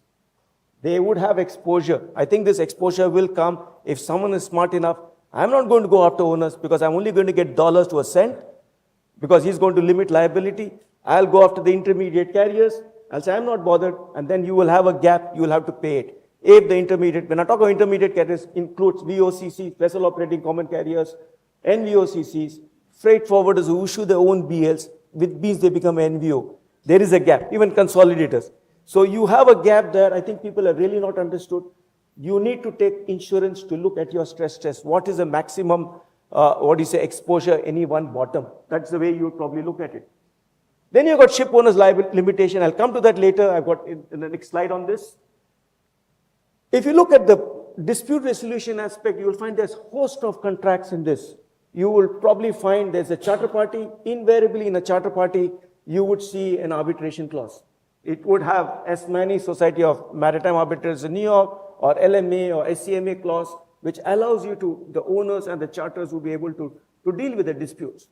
Insofar as the bills of lading contracts are concerned, I have been a proponent to try and get arbitration clauses put in the bills of lading. Not been successful, but some of my clients have started putting in it. There are a lot of advantages of doing it. Otherwise, you will have a host of jurisdiction clauses. You probably have a jurisdiction of USA or Germany, and someone from, if you are from India, you probably have to go and deal with it. The costs of pursuit in courts are not cheap. In some countries it is cheap, but there's a lot of delays. Recovery of costs is also another thing. In some countries you are entitled to get 60 to 70%. But in some countries the recovery of costs is very limited. So there are tactical advantages to having arbitration. But the downside is, even carriers can go after, the cargo interest because arbitration has different pathways. Smaller claims can also be dealt with it, can be done faster. I think my view is we need to deal with disputes. We need to look at arbitration insofar dispute resolution is concerned. So this is insofar as the carriage of goods, bills of lading contracts is concerned. What about general average? General average is actually is actually declared by owners, not by the contractual carriers. You will generally find a clause saying that general average as declared by owners. There is no provision of as for dispute resolution insofar as GA is concerned. If it was a bulk trade, you would probably say that, listen, it should follow the charter party, which provides for a dispute resolution clause. But arguably, when you're dealing with an owner who is not a party to the bill of lading contract, or he takes a right only on general average, you have some difficulty. So generally what would happen is you would probably use the admiralty jurisdiction of arresting and founding jurisdiction. You will do all the song and dance routine if you want to try and deny it. Or you would voluntarily agree. Now, I'll give the example of Ever Given. In the Ever Given, the owners sought, guarantees and bonds, but with the LMAA clause. Now, my view, again, I'm not a lawyer. I can probably say anything and get away with murder, so to say. My view is it was deliberately done because owners wanted a duty of confidentiality. Because don't forget, owners paid something to Suez Canal Authority, and that is not in public knowledge. If that money is going to be reapportioned in general average, they are to declare it. So my point is, I want GA claims to also go into arbitration, but with sufficient safeguards. Because GA goes on equity, fairness. So it cannot be, people should not use tactical advantages. So I think my view is, yes, you should have arbitration, but you should have a pathway which takes care of it. We are not ready for it. Hopefully the next time the York-Antwerp rules are relooked at, perhaps they may have a specific rule in the numbered rules, how GA would be dealt with as far as disputes are concerned. But as of now, there is no specific rule. So you generally, it's what the owners ask. If you don't have the muscle power, you generally agree to it and live with it. If you look at the US, generally, I think it's the 1851 Limitation Act. The way you could limit liabilities on the basis of the vessel, post-casualty, plus the freight. So I think it's 40 or 60 million, I think, give or take, 5, 10, it doesn't make a difference. Because the cargo on board that vessel with at least, the last time I did a calculation was on the basis of $20,000 to $30,000 per TEU. But because this is cargo coming from US, I would expect it much more. I would expect it at least to be more than 150 to 200 million. So you would probably find, the Limitation Act, you would probably do it. And you also lump in all the other liability claims, the pollution claims, anything going after owners. So if the owners are entitled to limit liability, well, they can walk off at a figure which they are comfortable. The main important thing of the US Limitation Act is that only owners and managers are entitled to limit liability. So therefore, the charterers, operators, NVOCCs are out of this limitation. Yes, so the only limitation they can probably have is the cargo convention limitation. Yes, there's a big gap there. Yes, so I don't know, it might be tactical that they deliberately went to US. Now there are other limitation conventions. You have the 1957 convention, you have the 1976 convention with the 1996 protocol. The 1957 convention is for a lower limit, but it is generally easier to break. The 1976, higher amount, but very difficult to break.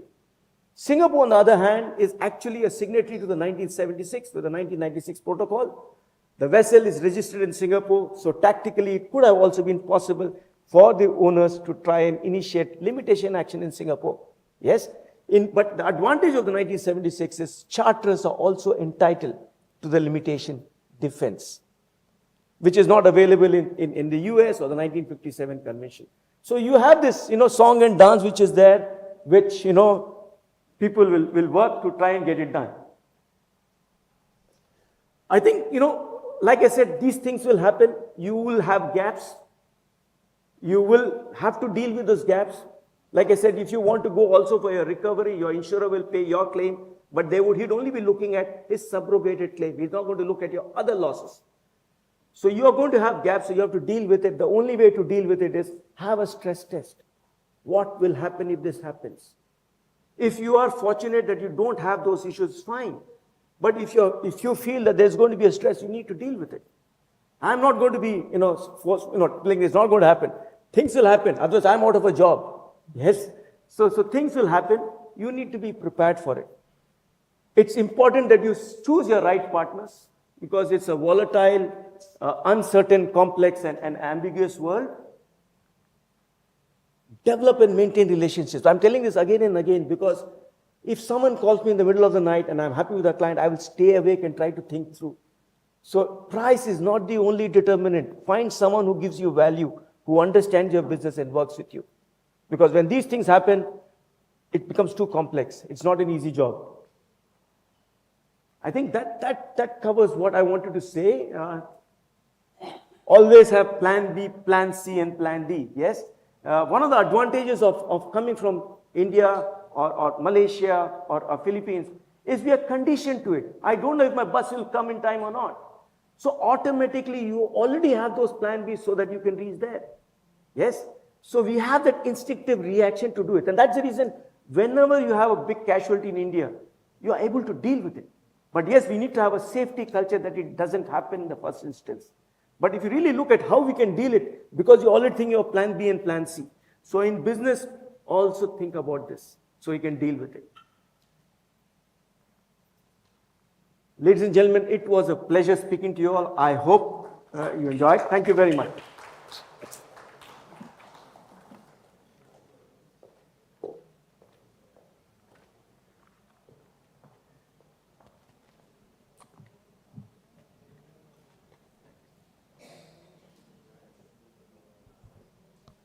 Thank you, Mr. Muthu and Raja and Mr. Srikanth for the brilliant presentations. We are running slightly behind schedule, but we would like to have some interactions with the audience. Shall we open it up, Mr. Srikanth, or would you want to ask any question before that? We can start with the audience. Yeah. Yes. Yes, sir. Mic. Hang on. We'll pass on the mic if you want. Or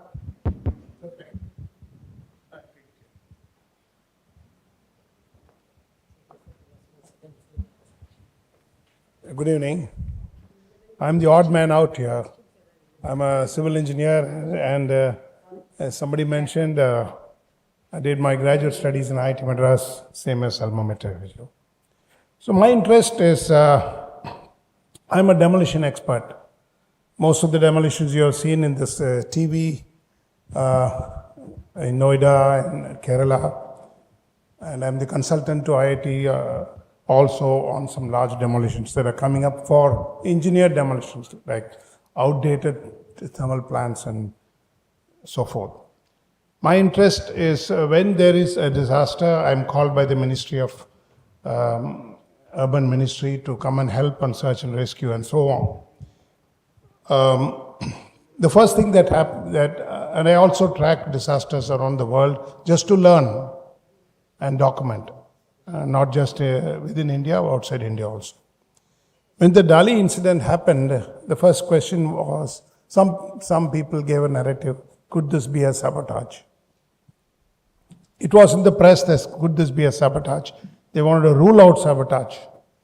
As a structural engineer who have made my own analysis on the 9/11 World Trade Center collapse and so many others, there are certain things that you people in the maritime industry should look at, in my opinion. Though NTSB is coming out with a fantastic investigation, and I'm watching the salvage. As we speak, they are going to blast the bridge to bring it down. I have seen many bridge collapses in India. Bridges under construction collapsing, bridges almost ready to be inaugurated collapsing. They all attribute to certain things. But in this bridge, there was no redundancy built in. We always say today in structural engineering that you must build a redundancy so that it doesn't go for a progressive collapse. Two important words. They didn't do it. So you can go to Baltimore city and say, you guys, did not do it. Even when in the 70s, I was a graduate student in the US, when this bridge was built and inaugurated, they would not have built in the redundancy thinking a ship will hit. So whose fault is it? You can think of that. My second point is, they used a technology of using concrete piers and steel bridge. Steel bridges were very cheap. US steel was very cheap at that time, so they promoted a lot of steel bridges. You can see some of the oldest bridges are made of steel. But they used a system called the pinned joint, which is you tap it, it will fall down. Second observation which I feel. If it had made a concrete bridge, this would not have happened, if a redundancy was built in. And the protection island, I looked at the drawings, I looked at the Dali's dimensions and the protection island, grossly insufficient. The naval architecture drawing shows the Dali's shape, the front of the Dali is quite long compared to the back of the hull. And even before the island was touched, the whatever you call it, the bow would have hit the bridge, which is the wrong design for the bridge, for the boat in question. The shape is incompatible for the island designs, which city of Baltimore have not upgraded the island. But they allowed the ships, they got the revenue. So, of course, somebody already mentioned this is not designed for big ships like this. Correct. They were not designed for big ships like this. Impact design. We always have something called the impact design. Even for the World Trade Center, there was an impact design, but nobody imagined that a fuel-laden aircraft will go and hit the... If there was no fuel, it would not have collapsed. It would not have burnt the steel. So the impact design may not have been done for a ship impact like this. So anti-collision device, good. You mentioned, Mr. Srikanth. We should provide anti-collision devices. Why not in the ships? So these are my few points I thought I should share from the structural engineering or civil engineering point of view. Because the bridge is involved, I'm here. If two ships had hit in mid-sea, I would not be here. Thank you.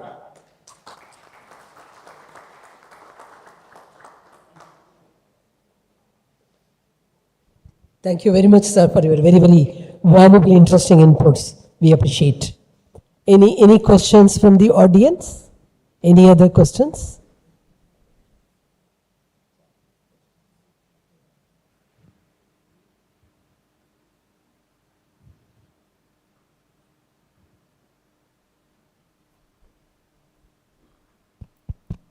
There is a question online. I can just read it.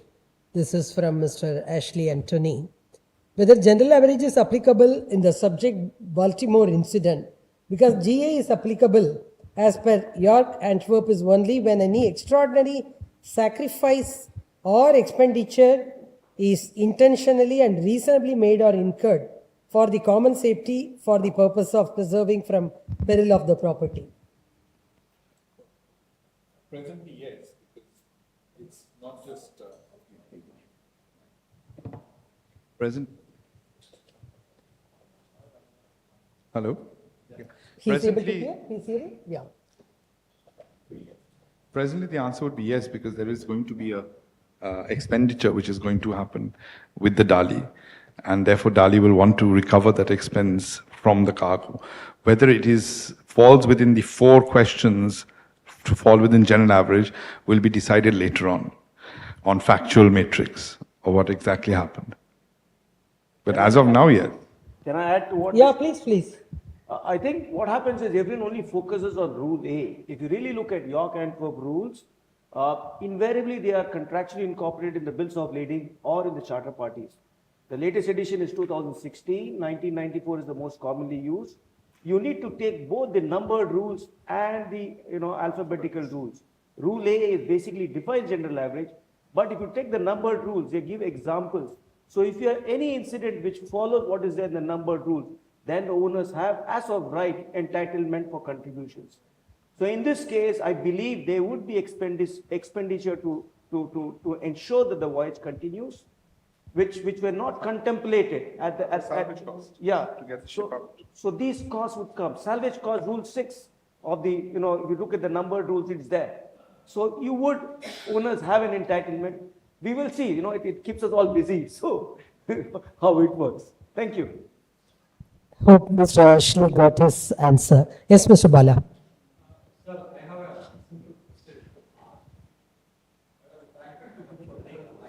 Mike. So it takes me to a different aspect of law. Cabotage. Basically, the buyer should be aware of what is buying. Yes. So, even though the port authority has had different effects, which I agree completely, I think they're fun. Before a ship takes a port of call, I'm possibly extending beyond the frontiers, shipping, under the contract law.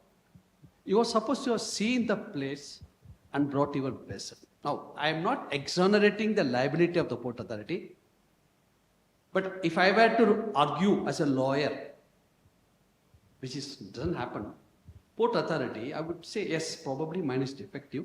I'm not exaggerating for that. But you should have, with this type of cargo composition, etc., you should have checked. But I'm going beyond the brief, but I'm just saying, now that then brings to the next question. Right? This is one aspect. When the insurance, you file a claim on insurance, or we call it P&I, whatever. No lunch is free. Then should I go back into the Proxima cost and say, insurance firm, can I claim on the defect of the port authority? I stop there. But because it goes on and goes on. It's a mischievously loaded question, but I'm just trying to put the cat among pigeons. The answer to your first question would be that, of course, in this case, the ship was leaving the port, not entering the port. So there was no question of him knowing. Of course, he must know, the master will know where he's going, etc. So far as the insurance aspect is concerned, this is something I tell all insurance companies. Because they come and shipping matter, they say, now we will sue the ship owner. An insurance contract is very different to my right to sue the ship owner. When I take an insurance contract for my cargo, I have taken insurance for certain perils. The peril happens, you pay me. There's no question. Fire takes place, you pay me. Now he says, oh, now I want it from the ship owner. Fire is a defense. the ship owner may not have to pay you. But doesn't mean that the insurance company will not pay you.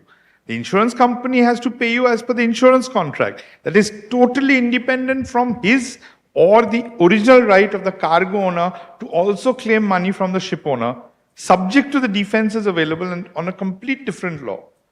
So insurance companies' payment obligations are completely independent and they should not link it up with the ship owner's liability. That has nothing to do with it. An incident which I have taken insurance, a peril which I have insured against occurs, that's the end of it. He must pay me.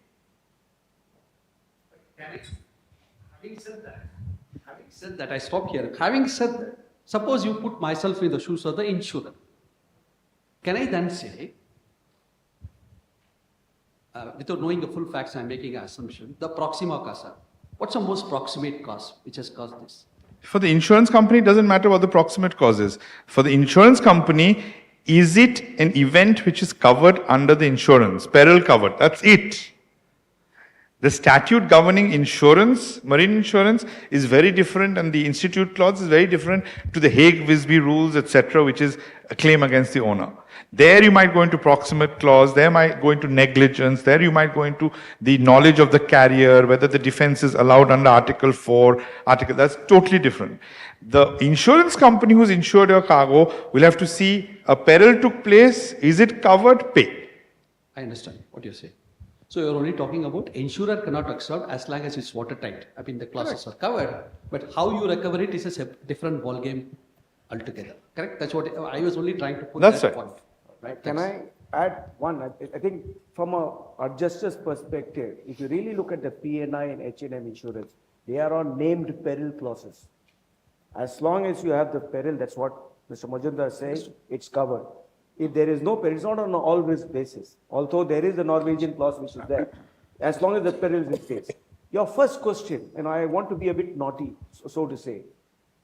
The Baltimore, people want to sue and they want to get the jury. So it's not your view and my view which is going to be important. It is going to be the view of the man on the ground. I don't think they have my views. So I think, you need to be realistic on that. I just thought. The crown shall do no wrong. But again, I must clarify that a P&I cover doesn't work like an insurance company. It's on a pay-to-be-paid basis, so it is very different insurance again.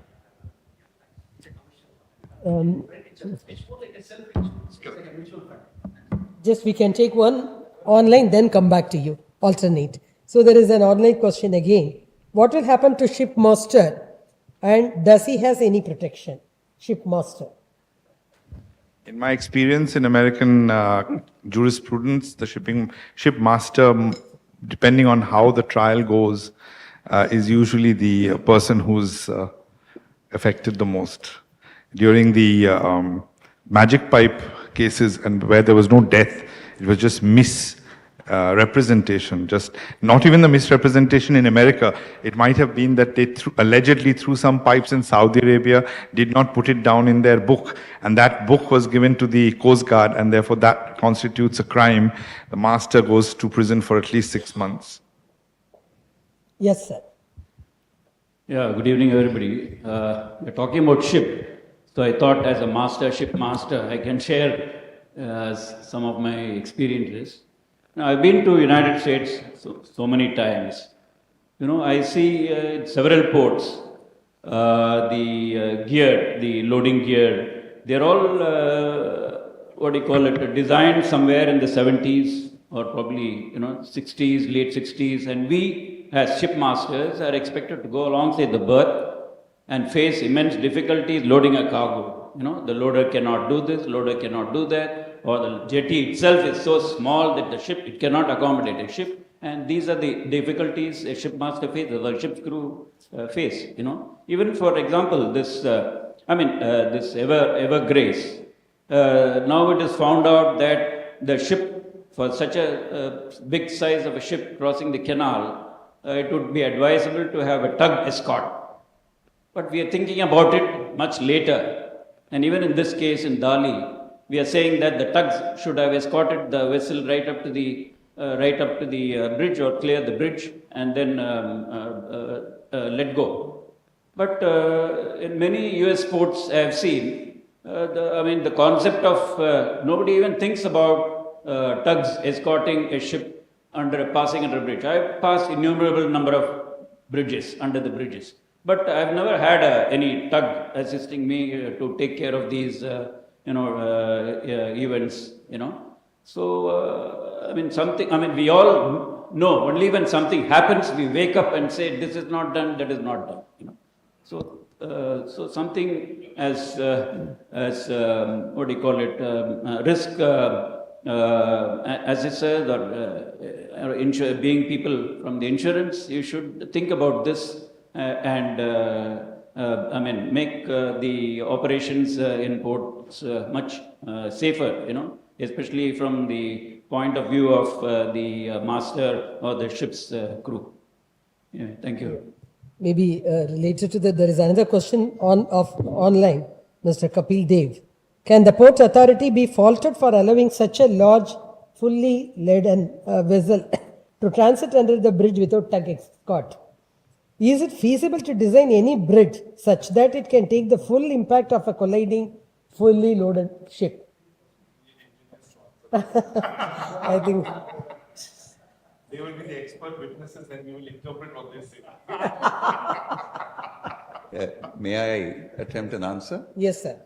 Firstly, the Dali was not fully loaded. And secondly, if you design a bridge to cater to the impact of just about any ship that you allow it to pass under, the bridge would not exist because nobody can afford it. That is why, as I was mentioning, they use a probabilistic design and they estimate what is the probability of a particular force impacting on the bridge. And if it's just 1%, 2%, 3%, they will definitely not build for that. Of course, that's long past in a case like the Baltimore Bridge, because designed in the 70s, when vessels of this kind were not there.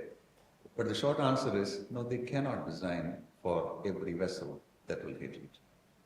Thank you. Mr. Krishna? Yeah. I'm Yenarasu. Actually, Captain was mentioning about the port nowadays. India ports has emerged as a global benchmark ports now. Last 25 years, the ports right now, the cranes and the equipments well designed, and we are on par with the international standards. Yes, after the public-private partnership, Indian ports are now benchmark in terms of safety, in terms of performance. So we are even, I would say, better than global ports. That's where it's there. I agree with you, like 1970s, we used to have really issues related to the equipment. Equipment were not adequate, and equipment were outdated, but now all those ports are absolutely in tandem and latest cranes and equipments all, and also the design of the ports. I think what our civil engineer was saying, like what we are just recently going to build one port in west coast of India, which is Vadhavan port. It's a $10 billion port, which is emerging, which is going to be the largest port in the Asia. So likewise, things are moving, and I think that's where I just wanted to amplify here. Mr. Krishna? 1 minute, sir. We will pass it on. The last question will be his. Okay, you are. So my question is to Mr. Muthu. You are talking of plan A, plan B, plan C. As an Indian importer, should I look at the port where my cargo is going to be put on board? Should it be a riverine port or on the coast port? Would that make a difference in my decision where I want my cargo to be shipped out of? I think when you do risk analysis, you would have to, you got it correct. When you do a riverine port, then you have your other element which is there. You would go to a risk manager or risk person who would probably put a schedule and he'll mark it on risk. I'm not someone who does it for a living, but there are people who do it. And they look at the risk and say, listen, this is the percentage and this is what I would do it. And then you will factor in the cost. You can live a very absolutely safe life. You need a tank to walk in the roads. It's going to cost to buy a tank. So you need to factor the cost and you will take a judgment. When I say plan A, plan B, plan C, if you are in an industry which requires fast moving consumer goods or your industry is going to have an outage, don't put all your eggs in one basket. And people learned it during the COVID time. So I think what I'm trying to say is, don't only look at price, make sure you can take care of the stress. Things will happen. I'm not here, I'm more of a reactive. I deal with claims, but you need to be prepared. And if you are prepared, you can deal with it and move on. I hope that answers your question. Thank you. Yeah, my question is to Mr. Majumdar. A hypothetical event, if that MK wisdom had hit the ceiling, how would you compare the outcome of that with the possible outcome of this Baltimore case? Ideally, I would not want to think about it. I use that bridge regularly, and I can understand but yes, there would have been quite but the only difference is, of course, that was a ghost ship. There was no crew. That was a ghost ship which just arrived from the Middle East. And we actually first thought that maybe it's a terrorist ship coming in with, and then no one was on it. And it just came and went onto the beach. If it was not a ghost ship, if it was a... I think there would be a lot of questions asked. I think the authorities would certainly take, it would be a major. I don't think I'm faltering the US federal government or the state. I think we would have done exactly the same things. I'm involved in many casualties, and the same process takes place. Crew are kept for a long time. I think it's unfair to say crew are immediately allowed to go. I have had investigations where crew have been kept for up to 2 months, especially with death involved, because then the police gets involved as well. And then in some cases, the crew are kept for 6 months.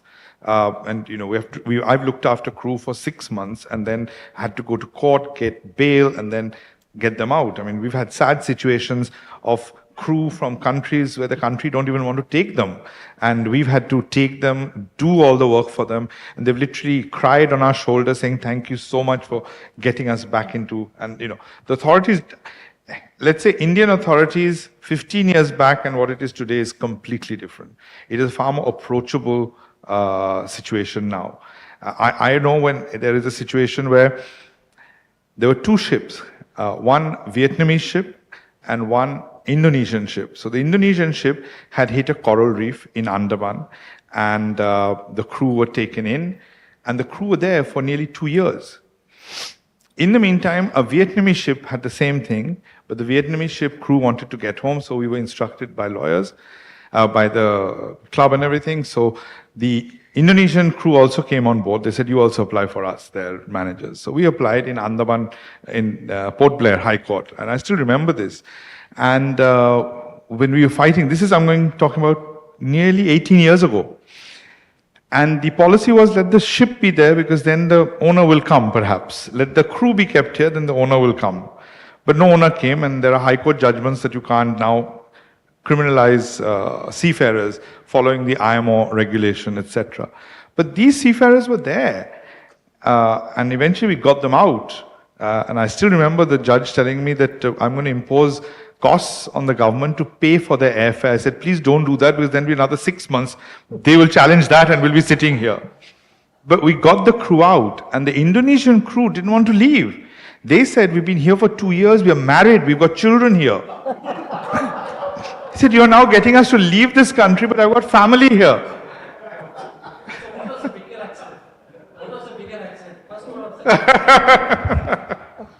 But things have changed now. People are looking at it. But I don't think you can just it's a major accident which has taken place. There has to be investigation which will take place. Investigation is going to take time. It's time sensitive. And people have to be given time. I think the same thing I would say when we do, and if this were to happen in India, we can't say, let's say if it was Ukrainian crews or Russian crew, we can't just say, okay, go take them home. We need their inputs. And everything has to be structurally understood, what happened, where it happened. So it takes time. And so I would say that it would be more or less the same. You wanted the last question, please.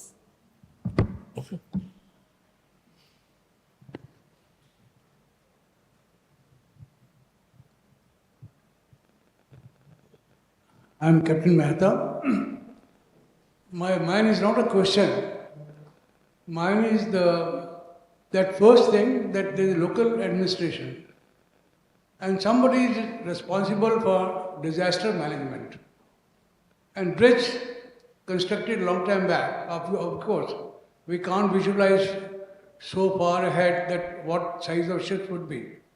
But this gentleman or this authority would know that what the bridge is constructed for, and if we want to increase the size of the ships coming in, we need to have a risk assessment and have the corresponding things in place for that. And for which I would say that it was necessary for them to have a escort tug all the time there, irrespective of the cost. Because if they want to bring a bigger ship inside, and local authorities they know they are responsible for disaster management as well. You cannot say the percentage or say very, very less. But we know if I want to have a bigger ship, I need to have a risk analysis. I need to have the things in place to counter that.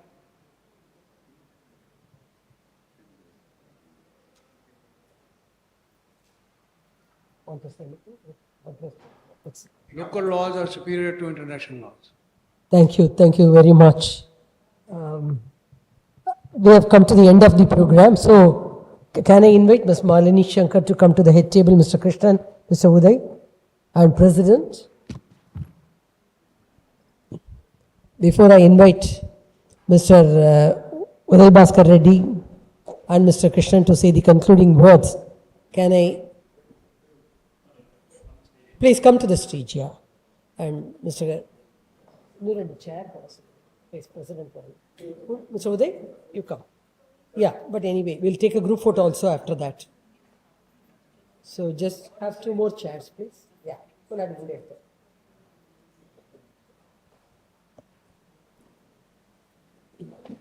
Sorry, we are troubling you. So before I invite Mr. Uday Bhaskar Reddy to give the word of thanks, formal word of thanks and conclude, let me request Mr. Krishnan to present a memento to all the wonderful moderator and the panelists, and please give them a big applause.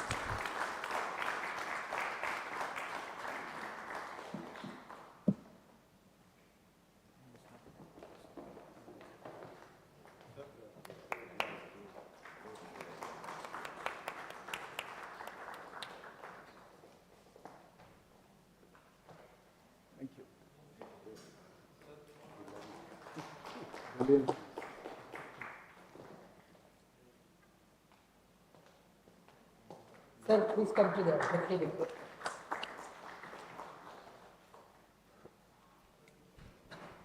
Thank you very much. Can I now request Mr. Uday Bhaskar Reddy to say some concluding words and also a big word of thanks to all of them. Thank you very much. Sir, group photo. More to record your presence.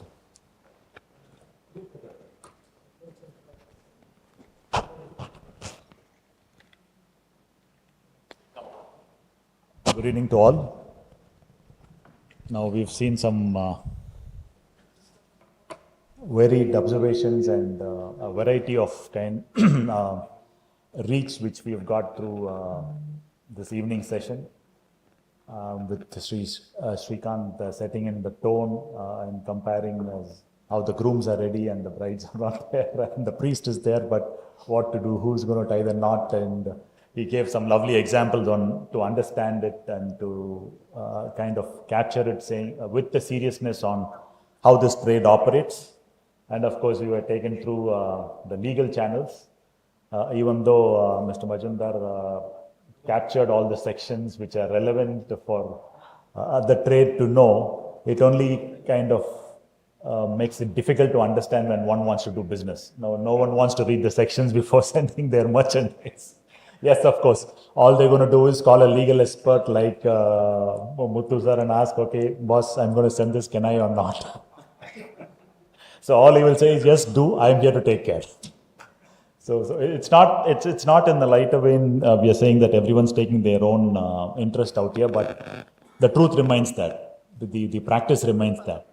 Now, we had captains, those who were on the ocean, those who have steered vessels, giving their side of what it is, what it was in the US when he was behind the wheels, what it is when he was behind the wheels. But the truth remains, all of us are learning, and it is a continuous process. It can be Baltimore, which is an accident. It can be a Red Sea caused by someone else. It can be an Evergreen in the canal, anything. It's only kind of a saying in logistics, like never a day is the same as it was yesterday or it's going to be tomorrow. So that's the sum up of the session which we've had here. The idea of the logistics committee of the chamber was, and which was steered by Sri Krishnan once it was tossed, is that people should know the difference in a situation when it comes with a claim alone or a general average situation. Like how Mr. Muthu highlighted, how Mr. Majumdar highlighted, who has the authority to declare a general average? What is the onus on the cargo owner on what he can claim, on what are the limits he has? Like he gave a beautiful example. There can be a fire. Your cargo has to be compensated by your insurer. But general average is different. It's part of the ship owner's kind of a decision, or the owner, charter parties and owner's decision to declare it. So these are thin lines of difference which we need to know as we are entering a global situation of doing commerce, and we are exposed to huge responsibilities. There are situations where, there are a lot of large chains where if you don't deliver on time, you're susceptible to claims. So we've gone beyond all this, and we are here. Now we don't know what the vessel had Dali in those thousands of containers, whether hundreds of Walmart's container would have been there, hundreds of any other large chains business would have been there. And not only those businesses, the consequential damages, like they were mentioning about how much disruption it caused to the coal movements which were leaving the shores of the US. So such were the discussion, and different points and different angles were covered. Hope all of us have, and I'm sure all of us are going to take home some different opinions and points to ponder upon. As I said, it's not going to repeat, it's not going to be the same. I sincerely, on behalf of the Chamber and the Logistics Committee, would like to thank Dr. Malini Shankar IAS, Vice Chancellor, Indian Maritime University, who has been our keynote speaker. And I thank Sri N for connecting us with her and making this possible. I thank Sri Srikanth, the CEO, Senior Partner, Horus Associates, for spearheading this evening's session. He's always been Chamber's man to go, and he's been the same. Thank you, sir. I thank Sri Muthu Jagannath, Director, NAU Pte Ltd, Singapore, for consenting to be a speaker. It was nice of him to have taken time on his travel. I again thank Captain Ramakrishnan for connecting us with him and making it possible. We thank Sri Amitava Ma Jumdar, Managing Partner, Bose and Mitra Company, Mumbai, for consenting to be a speaker. It is also heartening to know that Chennai is his second home, other than the business which brings him. But yes, we are happy that you are part of Chennai already. We thank Dr. Swaminathan of IMU for connecting us with Sri Majumdar and making this happen. And we thank our co-hosts, Amtoy, Naveen is not there, and the Federation of Freight Forwarders Association of India, and our own governing council members, our sponsors, Royal Sundaram General Insurance, Satwa Logistics Group,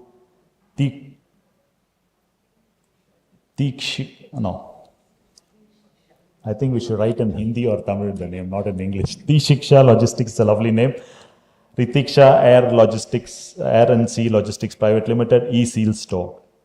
Representatives of various member industries, representatives from shipping and logistics sector, representative from airlines, designers, press and media, and last but not the least, our own Chamber Secretariat for pulling this wonderful evening together. Thank you one and all for joining us. Ladies and gentlemen, please rise for the national anthem.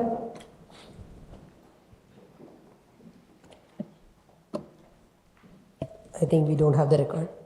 Janagana mana adhinayak jaya he Bharat bhagya vidata Punjab Sindhu Gujarat Maratha Dravida Utkala Vanga Vindhya Himachala Yamuna Ganga Utsala Janati Taranga तव शुभ नामे जागे तव शुभ आशीष मागे व्याहे दव जय गाथा जनगण मंगलदायक जय हे भारत भाग्य विधाता जय हे जय हे जय हे Jaya Jaya Jaya Jaya He.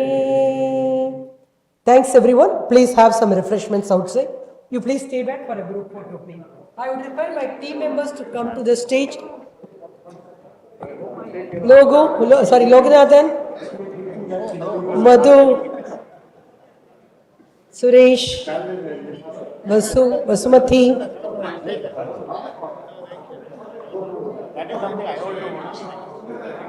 Come, where you have to come up.